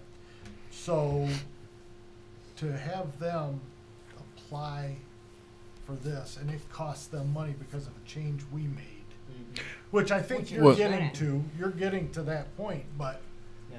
we don't wanna impose that. We wanna grandfather people pretty much to a new zoning, but we don't wanna impose that they have to go through the process. Can't we take these to the ZBA though, or like, That's what I'm like thinking all we of don't them, want. take them Oh. to it, like, the ones we're gonna change, take it to the ZBA and say, hey, we wanna change these, can you grant the variance for these properties, and then Can that we- way it kinda saves a step, they don't have to pay for it, Difference kind in of. lot size, how far off Take it are out. What was it, Substantially.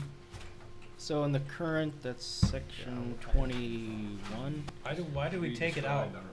huh? Why are we taking it out? Because it says modular It's in home conflict district. with It's in state conflict with State state law. law. Why don't you just call it R5 residential district and have smaller lot sizes and allow smaller square foot homes? Well, what you'd have to do though, if we do leave R5 and you're just, right now, if you look at R5, in the current zoning ordinance, it does not permit a lot of, activity that is, allowed in R2A, R2B, which, But we could allow that. Yeah. yeah, you could.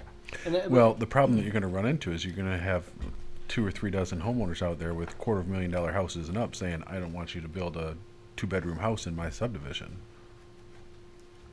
Because it's zoned as such that would permit it, right? Well, that's only the ones that are already zoned R5, right? Yeah. We probably wouldn't allow new rezonings to R5, I would guess. How I do mean, we- the same how do you argument that we're permit that? using for the Prohibit that? B6, as Chris mentioned, if we get rid of the B6, we're not affecting that many properties. If we do get rid of the R5 district altogether, we're not affecting that many properties. I'm not saying that we don't get rid of it. I don't know. All I'm saying is that I'm curious what the process is, because if we make them non-conforming, we've lowered their property values. And if we if it's true that there's plans, if there's a developer out there that owns the some additional property and there's plans to expand that development, we've now lowered that developer's development potential. We've had an impact on their land value. So I'm just trying to understand what decision we make, how that process works, because we're gonna have a lot of angry people if suddenly they find out they're non-conforming. Let me take a look at this and think about it a little bit and bring it back to you. I think there might be a fix within the section 12, which deals with nonconformities, that might be a simple fix. Peter, if you can get me some information about what the difference in lot sizes that we're talking about, I'm fairly confident that we can fix it that way. Okay. Aside from just leaving it and taking the words single and double wide. I think this is the proper way to go, but we do have to deal with the non-conforming issue. You know, these people are, tiny homes are trending. I mean, you know, and I don't know how long they're gonna trend for, but where is somebody gonna put that? Well, I think that's a good point. I actually think that's a really good point, is that we don't have any zoning for tiny homes, and tiny homes, and so we've got a minimum 500 square foot minimum in this R5. Just take the references to single, double, and make them residential homes. It's designed for a high density residential use of land where municipal type sewers are available. in fact, I would call that an accommodation for a tiny or micro housing development. I would call that progressive community development. I think we should be thinking about that. Well, yeah. Well, and the I would just say I think we could have Chris bring back and talk about. So I can get you the differences, Chris, and then we can also maybe come back and we'll have a full discussion on tiny houses, small, because I have gotten calls and where we would want, if we want to allow them, where it's going to look. So, because we can devote a conversation just to that. Yeah. That's a good point. That's a really good point. Remember, tiny homes are not necessarily permanent structures. Yeah, and so that's But what they're I'm saying. not. It can become a whole conversation. Yeah. In itself. But tiny homes can also be very aesthetically appealing and very well constructed. I could take my motorhome and start living in it. How do we address that? Well, in an entirely separate conversation. That's how we address I mean, I'm sure these guys are presented Sure. with that Yeah. type of question all the time. Right. Still on the first page of the zoning districts map. 803. I guess I did have one thing I've kind of questioned before is the because I don't believe we have a lot of is the R3A and the R3B. Yeah, I got a note they're the same. Is there really a need to have the two different? Because again, when you look at, we have R3A property, but we don't have a lot of property that's zoned R3B.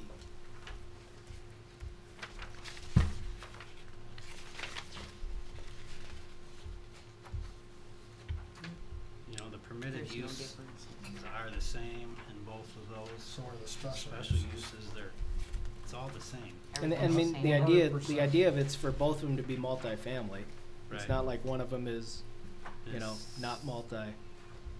It seems like 3B says here, but lower density than permitted in 3A, yet you still allow a 4-unit dwelling in both.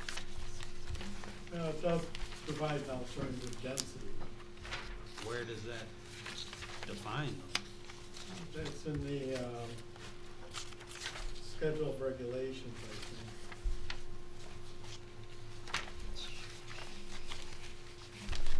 Talking about the dimensional regulations? Right. Okay, so in the R3A says minimum floor area per unit is 500. Same for the R3B. In terms of density, let me think where that is. It's going to be in the schedule of regulations.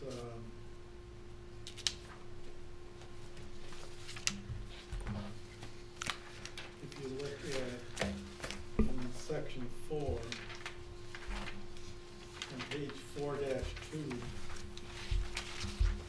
there's a table at the bottom of the page, required land area per unit. And there's where the difference is between the two. So 4-2 is on page 85 in your packet.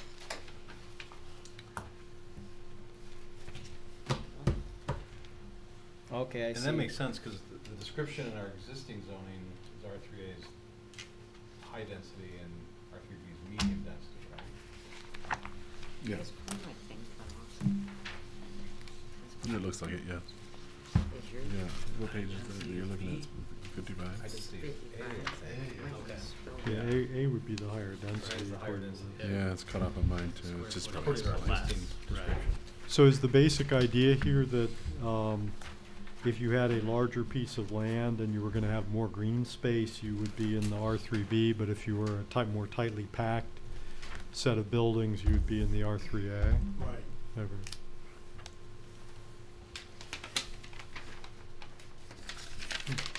Oh, hold on. In our current ordinance, R3A is just titled Multiple Family Residential District, and R3, this is current zoning, and then R3B it says medium density.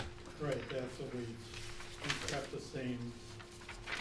So, or neither one says high or medium. Right, we You know, kept It's- the you have medium. R3A says high, it says, in the description it says it is designed for high density use. And In the B- current zoning? Yes, and Oh, in we B it says, changed that in the statement of purpose. We- Okay, yep. We revised the statement of purpose to get away from that terminology. so, yeah, looking at the description of our current zoning, that was the one difference I saw between the two. If Okay. I'm not looking at setbacks and Yeah. lot size and that kind of stuff. That is the difference. That's the essential difference, is density. It's a little unusual because the R2s, the A is the lower density and in 3 it's the opposite, but we're not gonna change it now, No. right?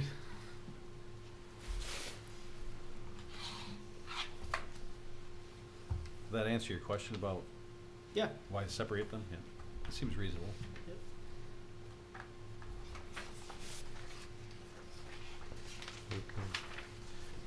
Are there Chris, are there other things you want to draw our attention to in this section, or are you just open for questions at this point? Yeah, well, I guess I would just point your attention to the first table, which is, I guess, about 3 pages long, 4 pages long. And this would be a new table to your zoning ordinance, and what it does is it gives all the land uses Mhm. that are permitted in the township. Right. And then across the top, it lists all the zoning districts. And so somebody who wants to know, for example, where are foster family homes permitted in the township, they would be able to go to this table and find every zoning district in which that particular use is permitted, Mm. and whether it's a principal permitted use or a special land use. And then in the right-hand column, it gives use standards. So wherever there's a particular set of standards, it references those particular standards in the right-hand column. And those will be, when we get done with the ordinance, those will be hyperlinked so that when they click on those, it'll take them directly to those standards. Mhm, mhm. Very useful. Yeah. Yeah. And then, following that table is,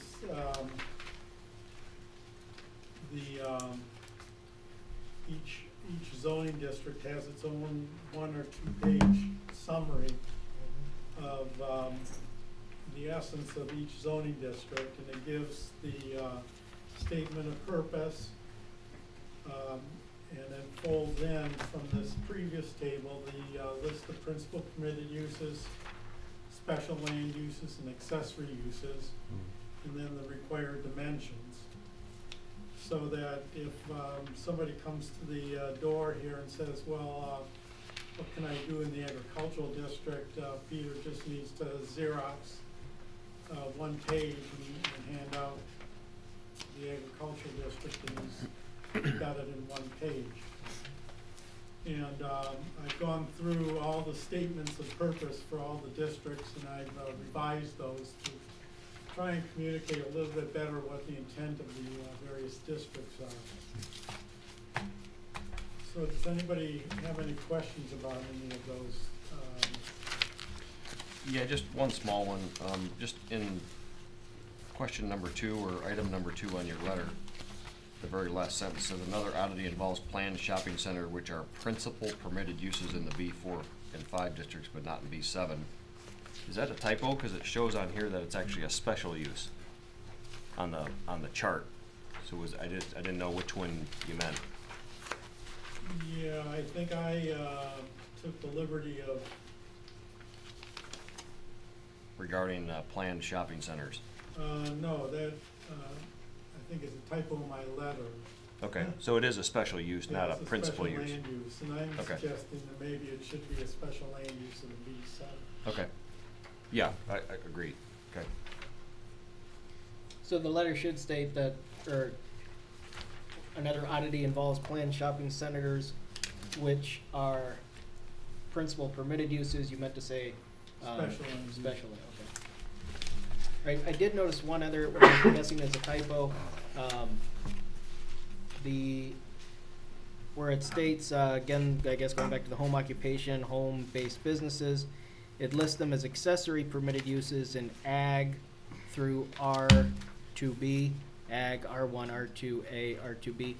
When you actually go to those pages, it again lists them as accessory uses in an R2A and an R2B, but it doesn't list them as an accessory use on the ag or R1 page. Okay, For example, R1, when you go to the R1 page, under accessory uses, it just says accessory use building or structure, swimming pool is private. okay. I'll correct that. I figured it was just a typo because again, if I don't want to give somebody a copy of that and then them come back and say, well, it's listed as an accessory use on the other table.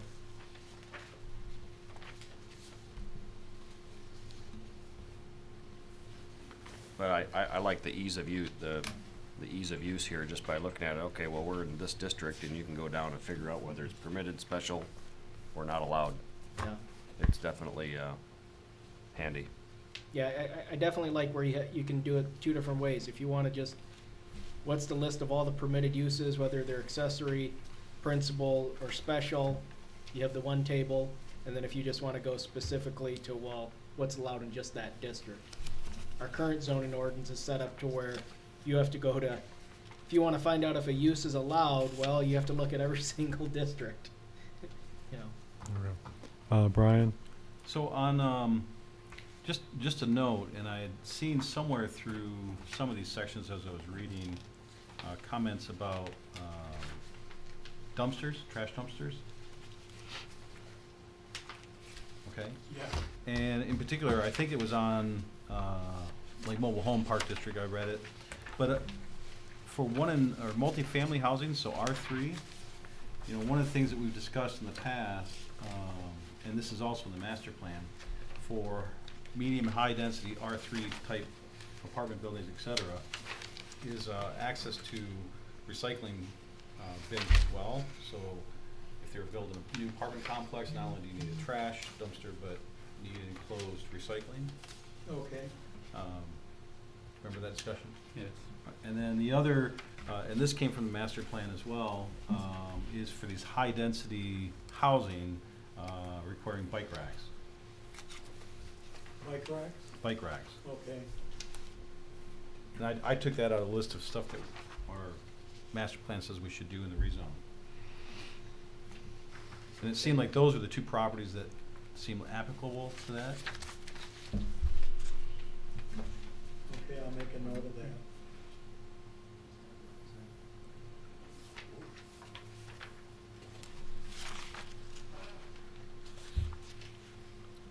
Bike racks we didn't talk about a lot. The recycling we did. Bike racks happen to be part of the master plan, which is why I caught that.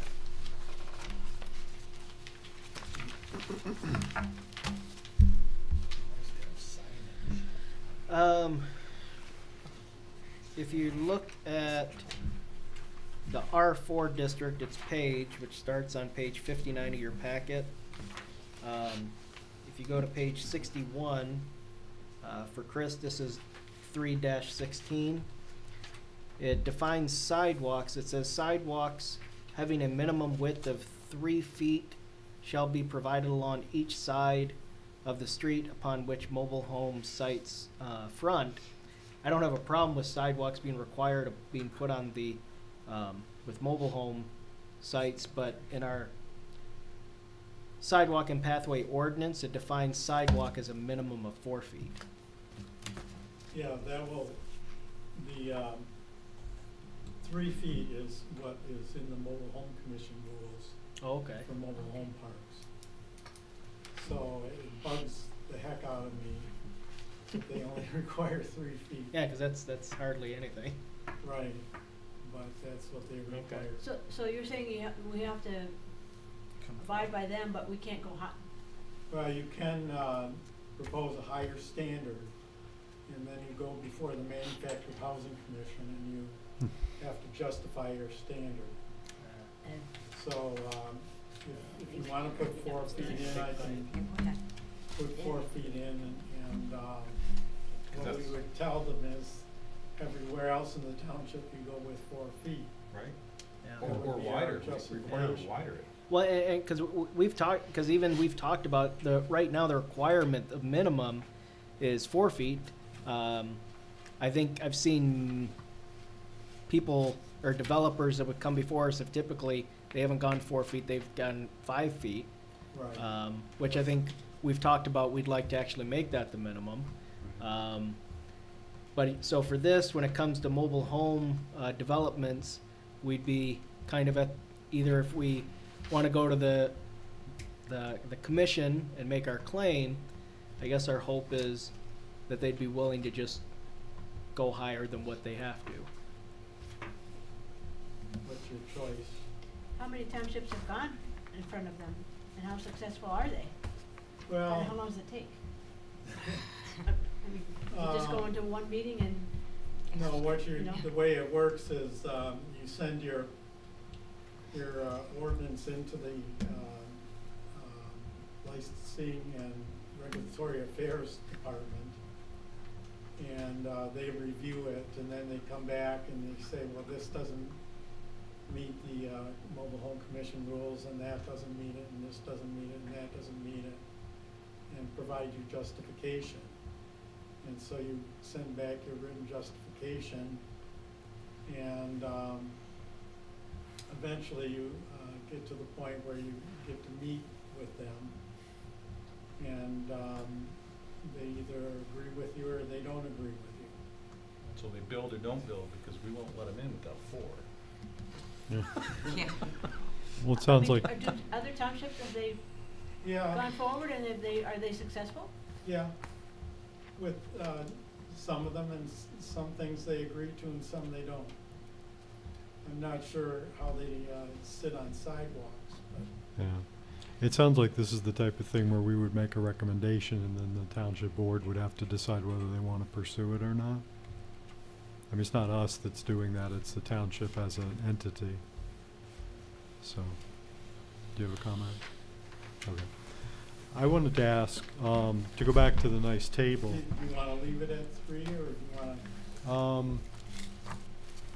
I mean, did you Because I want guess me to that's the thing, mention we I don't know leave it the- at 3, and then we hope that they build larger than 3 if somebody comes in. Well, I Can guess- we just I put can out our guarantee you they won't. Yeah. Well, it sounds- put in our This is what we expectations want. We unless want they four. call We us out want- on it. Yeah, four, and then the question is, does this township wanna go and through the process of going in front and saying, this is what we would like, and see what happens? Well, wouldn't I we don't have know our who does it, manager but do I'm that? like, wow. Hmm? Wouldn't we have the manager do that? Well, I mean, so what you're saying, Chris, is we could change it to 4 and just wait for the developer to challenge us on that? They might challenge the whole ordinance at that point. Okay. Wouldn't the severability protect us, though? Not with the Mobile Home Commission regulations, unfortunately. Are they that Oh, wow. powerful? They're that good of lobbyists? Really? Are you, so are you saying they have to have a sidewalk on their property? Yes. But it So only has to be see, 3 we feet. may not even have it as one of our, where we wouldn't get Well, provisional then that's fine, relief. something else right? supersedes that, so that would be all right.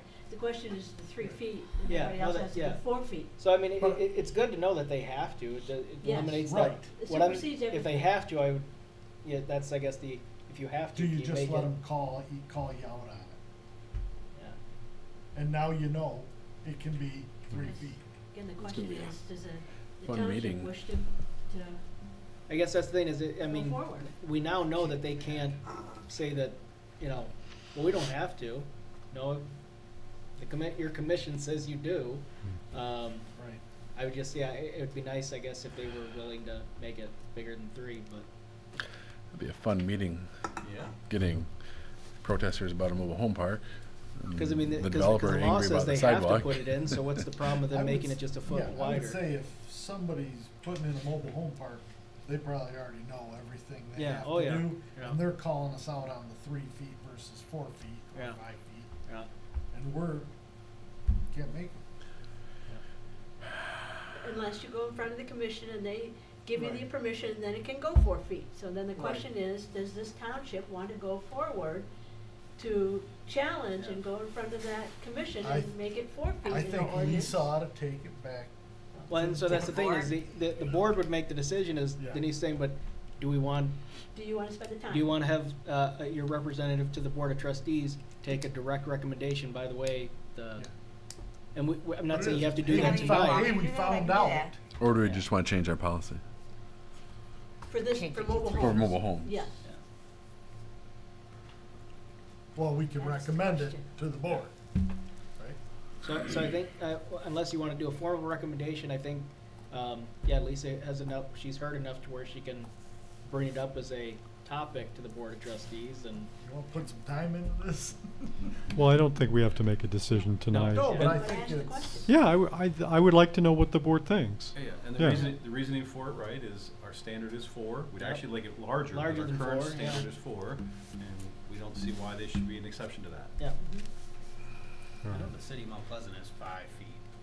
yeah. So the fact that we're 4 feet,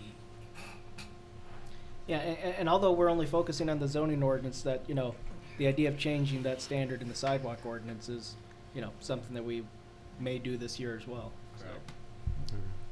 But even Mount Pleasant apparently is still restricted by the mobile home authorities. They would be. Unless Um, they, Unless they went forward. unless Doubt I guess, they'll yeah, be- they Yeah. got some kind of relief. Yeah. Right. I guess we could ask. That astounds me. So briefly, I just wanted to come back to the table. In your letter, in item 3, you said that you've added some uses that you feel should be addressed by the township. Now, short of me going through our existing ordinance and cross-referencing everything, which I did not do, are there any specific ones you would bring our attention to? Any ones that happen to jog your memory in terms of things that you added Well, that would be unusual or that you would want our reaction to? The area that got the most attention, I think, was the industrial uses. Okay. And the current ordinance allows some pretty intensive industrial uses in the township. And we've taken the approach that unless you've got things like blooming mills and alkali plants and things like that, which I don't think you have, Tell me if you do. We don't. Yeah, Don't we Places have a, with chemical storage? Right. don't we have a fairly You intensive, have chemical storage at a water treatment plant, you have chemical storage. Well, these are not, what's described in your existing ordinance. isn't there a, That type of thing. isn't Well, there this a, what do they call it, a tannery, leather, out on Isabella Road that has a fairly substantial amount of chemicals out there? Am I Is it mistaken? tannery? Oh, in the industrial park? wow. It was just described to me within the past month that I never knew was there. I think it has like, on Isabella Road, I think there's a logo on it that has like a moose or Isabella something, Road, or, Yeah, yeah, in the industrial park back. Yeah. Yes. I've Well, been, City. I was gonna say, that's the oh, Liberty that's, City. that's why I didn't know where the boundary was, Okay. right up there, Delfield where is it's at. Delfield City or township? Yeah, but he's talking about Township south, south. way south of Delfield. You're Yes. not talking about Right. going all No, the no, way- no. So Yeah. let's use Delfield. Delfield, they're gonna have a refrigerant that they're storing, cause they have to charge every system they have, so I don't, are we? I don't see that We're as, not talking about that, we're talking about, a lot more intensive stuff. Like the one Yeah. in Houston that's on fire? Plants that- Yeah. Well, if I could interrupt though, I mean, that's mentioned in item 4, and I read that and I get that. In 3, it says you've added some uses, and it says you will want to make sure you've entered them as principal permitted uses or special land uses in the districts you desire. And it would have been helpful if those had, for example, been highlighted in the table so that we could have looked at those and Yeah, I- figure out which ones those are as opposed to, not knowing. that's a good point. Yeah, without, going back,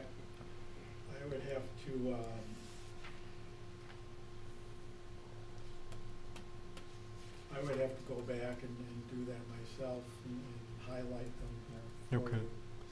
I mean, I think it would help us because, like I said, you're asking us to make that decision, and I think there may be some things where we would want to, toggle it between permitted and special. Mhm. Mhm. So, One that did stick out to me that I noticed is donation bins as an accessory use. We currently don't, I mean, that stuck out to me because we don't have that defined. yeah, And I you did- see them. that's right. I did But- see that.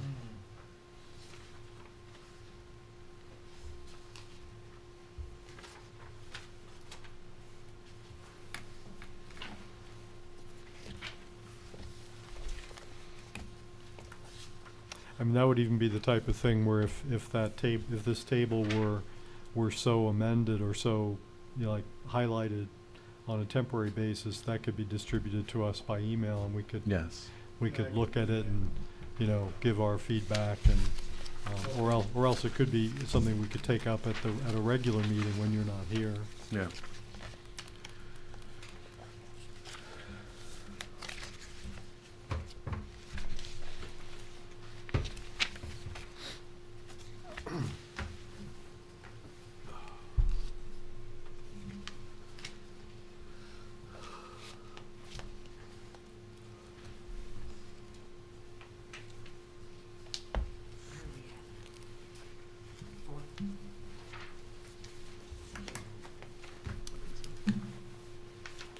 Are we So what- done for the day, or what are we doing? While we have a brief quiet, Peter, circling back briefly to essential services, Yep. there's a definition in our current zoning ordinance called public or institutional uses, Yep. which describes better what we were kind of talking about as far as governmental buildings, beyond just essential utility services, right?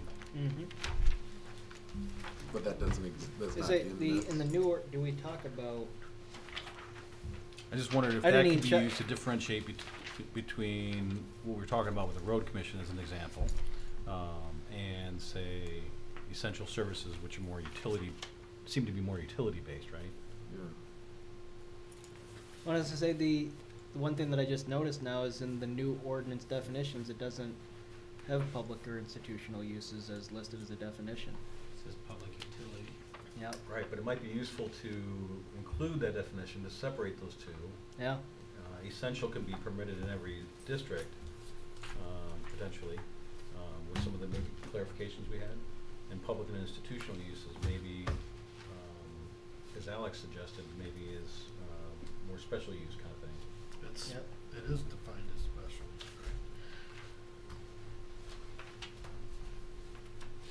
It is, yeah, just the definitions. In the not- current We ordinance. do have, Right, he's, public and institutional Yeah. buildings listed as, on page 3-4, as special land uses in the, ag and R districts. Yeah, just need the definition, right, of what that is. Right, Chris, we need the definition. Okay, So put a definition and then.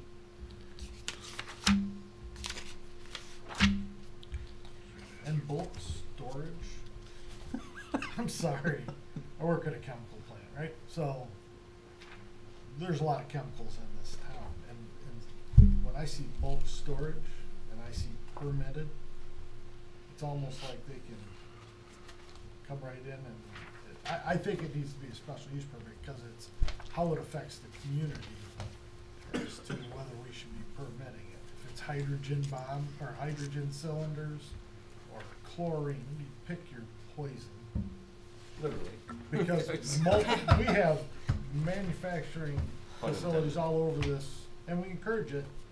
We don't want it to just, yeah, you're putting in a manufacturing site, and it's permitted because it's bulk storage.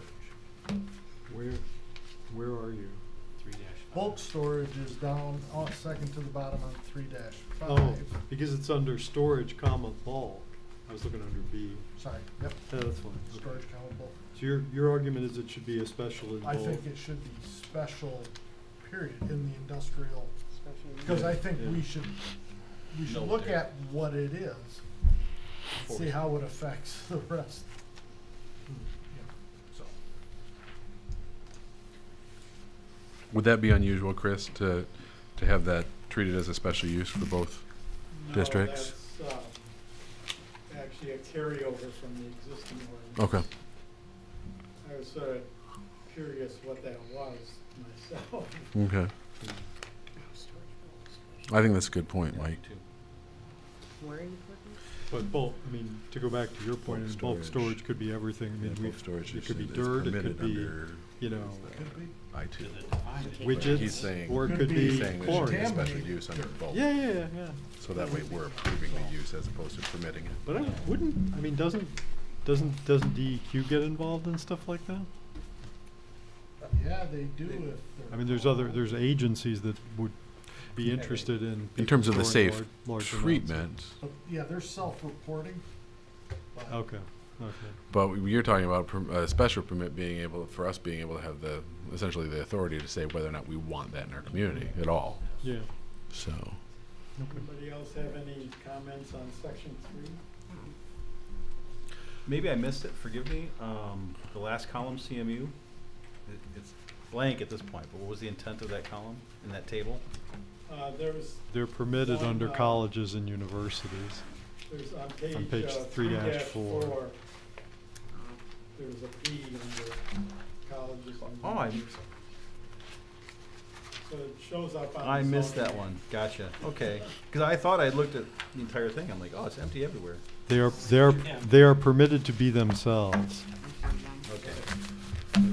I'm not saying that we have to end things right now. I just wanted to point out that we are at our allotted time that we had self-imposed.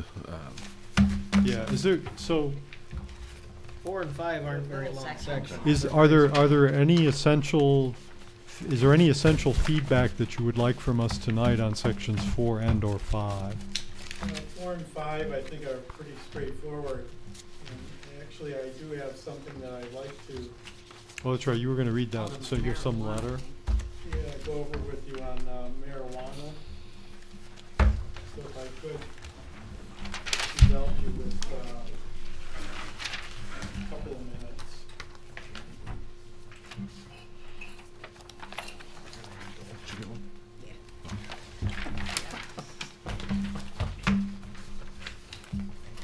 I'm sorry, I got.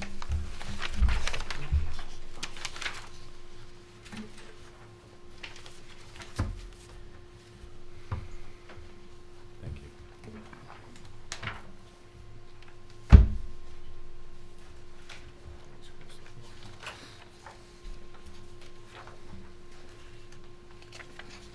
Okay, existing ordinance, zoning ordinance, and there's a separate ordinance, police power ordinance in the township, are out of date. They're based on the Michigan Medical Marijuana Act, initially Law 1 of 2008.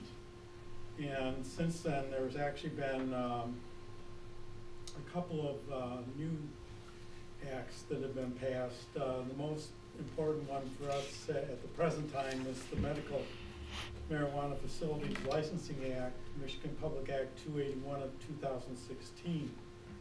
And that act created 5 categories of marijuana facilities: a grower, a processor, a provisioning center, a safety compliance facility, and a secure transporter. And what that act says is that the township can permit any of these, or permit none of them, or permit some of them. So permit growers, and it can say, we can allow growers in our ag district, but we don't want processors, provisioning centers, or the other 2. Or it can say we love marijuana and we'll permit all 5 of them. It's a policy decision that both you and the township board should be involved in. And I can't go too much further in putting together the zoning ordinance regulations on medical marijuana without having some input from you and the township board on this matter. There are some potential financial benefits that come into play, and I've described these on page 2 of my letter.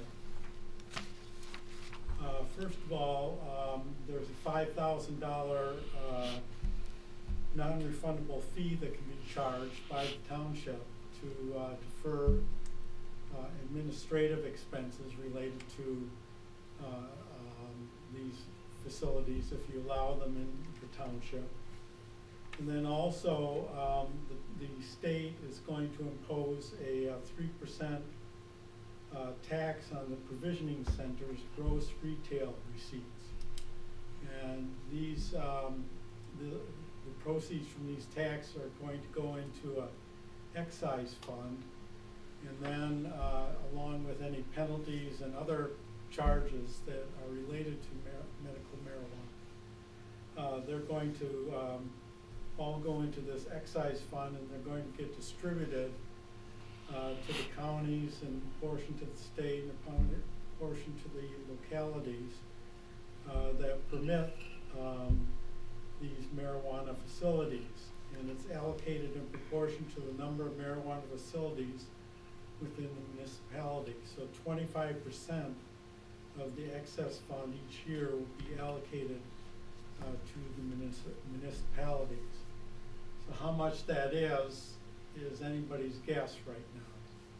So, but there is some money out there that's going to become available if you allow these facilities to be located in your township. Currently, the existing ordinance provides for 3 marijuana uses. And they're all subject to special land uses. There are marijuana clubs, marijuana dispensaries, and marijuana growing facilities. And as nearly as I can tell from reading the zoning ordinance, I think a dispensary probably fits the definition of a provisioning center under the Act 281. And of course, a growing facility meets the definition of grower under Act 281. So if you use that as a guide, at some point in the past, the township thought those 2 uses were good enough for the township, so maybe the township thinks that provisioning centers and growers are probably okay now. But again, that's a policy decision that the board and the planning commission should discuss and think about.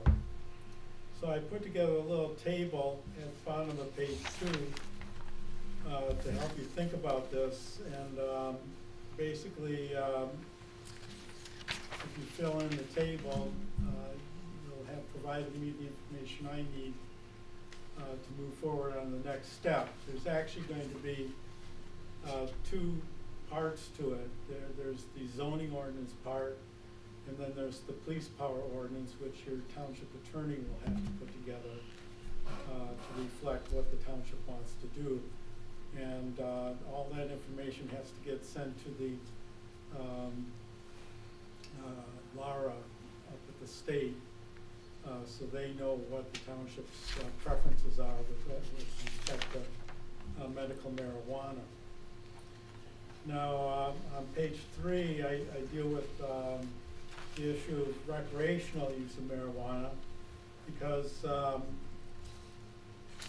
November 6th, the voters passed Proposal 1, which legalized marijuana for recreational purposes, which that act took effect on December 6th, 2018, and the Department of Licensing and Regulatory Affairs, LARA, will begin accepting applications for marijuana establishments under that act within 12 months of the effective date of that act, which would be December 6, 2019.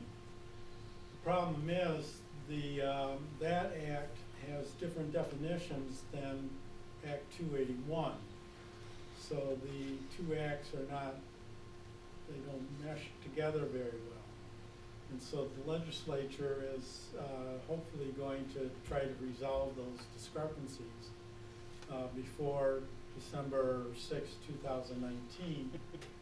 And so there's not much that we can do with respect to the recreational marijuana at the present time until we get some action from the legislature resolving those discrepancies. But with respect to the medical marijuana, there is some action that ought to be taken by the township, and that's what I've just described to you. Lisa, you had told us that the board had, are they looking to us to address this and make a recommendation, or are they saying nobody's doing anything until? Well, we were gonna get some. That was recreational that the board addressed, right? Yes. Oh, And it was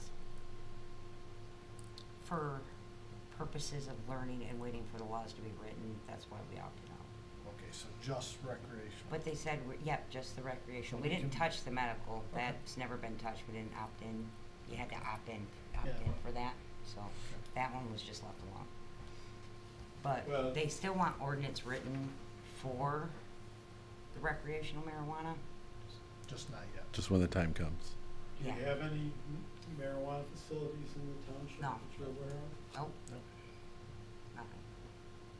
Not legal. Nothing permanent. Not legally, Nothing anyway. permanent. Aware of, I mean. Yeah. Nothing where we're getting 5,000, yeah. Yeah. No.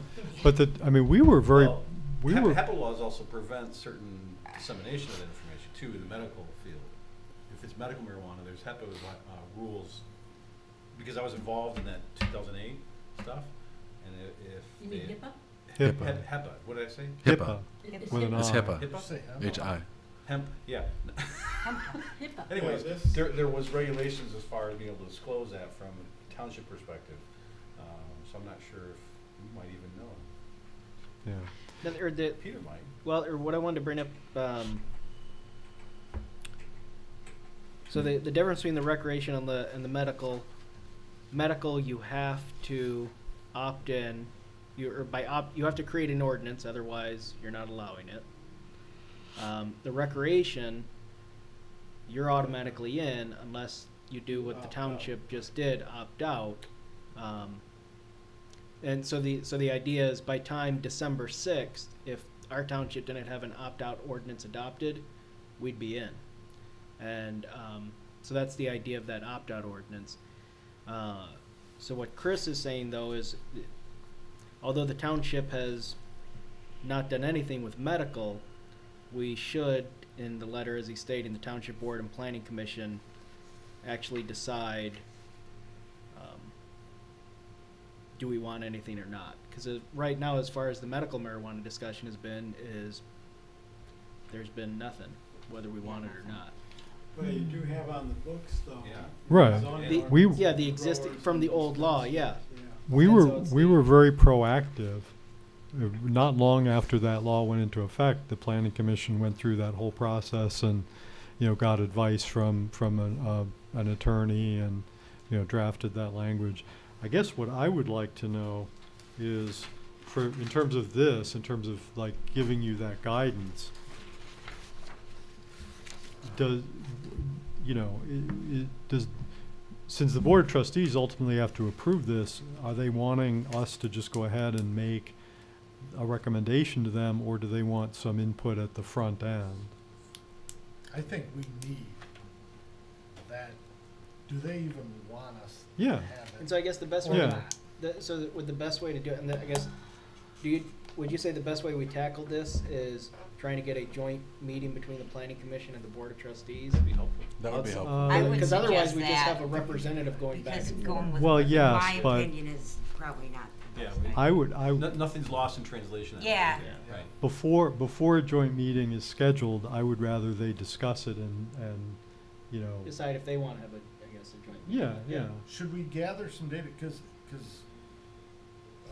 St. Charles, no, what town just adopted, has a medical marijuana facility, not St. Charles, but maybe it's, St. John's? no. It's one of our southern towns. Just took on everything, your white rooms, it's a medical marijuana producing. I'm not sure that we, I understand where you're coming from, Phil, in terms of trying to take the temperature of the board on where their interest lies on this, but I mean, to me, I think we schedule a meeting to discuss philosophically. This is economic development at this point, it's the law of the land, so. Well, and because I think, not to interrupt, but I think that's what Phil was getting at is Lisa could go to the board and say the planning commission's interested in meeting, and I guess if because it's the board of case trustees could tell us no, they're not interested at all meeting with us. Well, if they discuss this and say, planning commission, go ahead and give us your recommendation, then we don't necessarily need to Even have to have a joint meeting, yeah. We can proceed. Okay. Well, yeah, what you're saying is get the temperature feel of the board of trustees. yeah. Chris, what is your timeline for wanting to get this feedback from us on this? Well, it's, I'll be working on the zoning ordinance for a few months, so, but, If we were able to meet in April, that would be okay? yeah. Or do we just go to no, I'm not sure we go to their meeting It's a public meeting, it's open. and just Just bring go it to up? say Well, Which well, page? but from a courtesy standpoint, we do have a representative. I think the best thing is just ask Lisa to bring it up to them and see what they say. And open up that we're willing to have Because a meeting to discuss. yeah, because they could come back and just say, no, we don't have to meet. You guys can just start working on something, or they could be, we don't know what they're. I would hope, and it would be my feeling, that it would be one of two things. It would be, okay, well, we're willing to listen to the planning commission and have an open dialogue about it, or go ahead and draft something and make a recommendation to us. I would hope we wouldn't get a, no, we don't want to deal with this at all, because I think it's a valid conversation to have, because every other municipality is having it, and, I mean, we're the community development function. Right, but it As gets far as back the to what board, you were it's saying. like kind of split on it, so it's like This is medical, right? This is different This than is recreational. Well, no, this is, medical. but it's recreational now, too. But we're Well, also I being think- I asked, think Yeah. you have to separate them. You I- gotta Yeah, separate right it. now we're You just can't asking deal for with a conversation say about that- medical. I need a new paper, I wrote all of them. but I also I can think send- we need to Vanessa have a say, hey, discussion with the board, and, cause we're being asked, Yeah. what do we want to put in our ordinance, Yeah. right? So, if they're saying all or none, Yeah. that helps. Yeah. Hmm?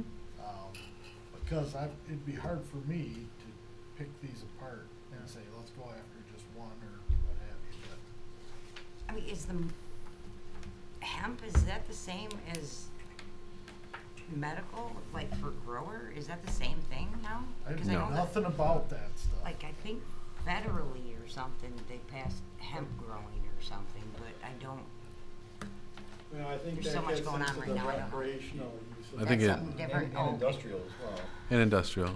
I mean, there's, I think what you're referring to is I think they've loosened the regulations on hemp has not been something that's been actively pursued in a lot of jurisdictions because of the strict requirements on the THC content in the hemp.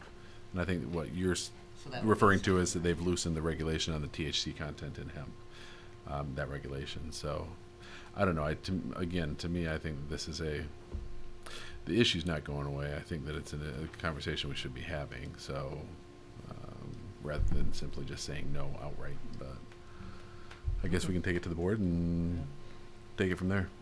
Yeah, I mean, basically, you know, are they supportive of us going forward doing this? Do they want us to do it on our own and give them a recommendation, or are they interested in more discussion at the front end?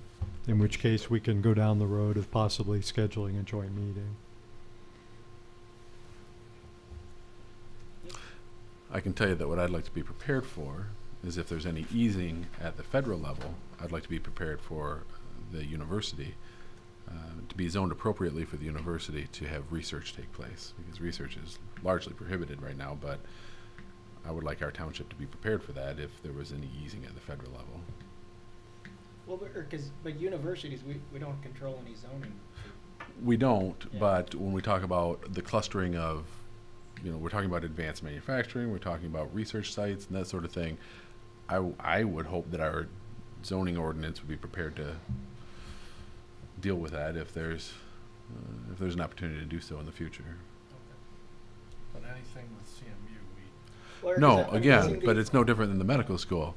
CMU, if it's on campus, yes, but if it's a medical school at a university brings in researchers and biotech firms and that sort of thing, inevitably in the surrounding areas as well. So the influence of the university and what it's doing has influence in the surrounding area, which is what And the we public are. lands, And yeah, or right. private lands, I mean.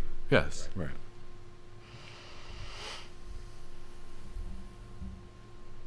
Okay. So that was the most urgent thing. I mean, we're getting a little bit long here. Lots of Anything good else research that you about need? that. No, I don't think so, not tonight. Okay, excellent. Thank you. Yeah, thank you. Thank you. Thank you. Thank you. You did a wonderful job on this. I mean, it is so far, it's really good. Thank you. Yeah, I agree. I think this looks really good. So going through the agenda, is there any other business? Yeah, other business items. I'm not That hearing we any. didn't bring up yesterday. Extended public comment. If anyone wants to address the commission, give us your name and address for the minutes. Limit your comments to 5 minutes. Extended public comment open at 8:53. Hearing none, close that back up. Any final board comments? So. Fire up chips? Okay. We are, Do I have to include that? yeah. We'll obviously have our regular meeting in April. We're not having, at this point, we don't have any special meetings scheduled between now and then. But the next steps on this are what? So this was meeting one. We have scheduled 3 meetings with the potential if we need a 4th meeting is how we're proceeding. I think in the outline Chris said, you can see there's going to be 15 sections. Right. And so ideally we've done 5. If we can cover 5 at each one, we'd be able to do each section or each part in 3 meetings. We do have a option of if we need a 4th meeting, we can. After we're done doing each part, which would be I guess 3 sections for each part, then we will have a meeting where we review all 15 after we've done parts. Once we've done that, then we will invite the board of trustees, the EDAs, zoning board, everyone that was at our kickoff meeting to then review the sum of all those parts. This is all done before we even get to the final draft to go to public hearing. Do we have any other meetings back to back like we did? Because I kind of heard rumblings like this was painful. At this especially so. after having a meeting last night. Oh, yeah, I mean, that's, we did this one based on basically when Chris was gonna be available to have this first part ready for us and with 2-week notice, but, What's your best, do you have an estimate as to when the next meeting would approximately take place? It's a big chunk to put out the next section, so it'll be a couple of months. Okay. Okay. All right. Worry about that. but I guess is the idea, do you not want to, next time we schedule it, to not have it back-to-back nights? Yeah, it could be be, well, nice. there's also a potential of having a really long planning commission night, and that might be hard to come back the next night and put in Sure. on. Yeah, But I think if we can avoid it, yep, that might be desirable. yeah, I'll keep that in mind when we try to schedule the next one. Thank you. I didn't hear those rumblings. Anyway. Okay. So any other final board comments? If not, we've completed our agenda for tonight. We're adjourned. Thank you. Thanks, Chris. Thank you.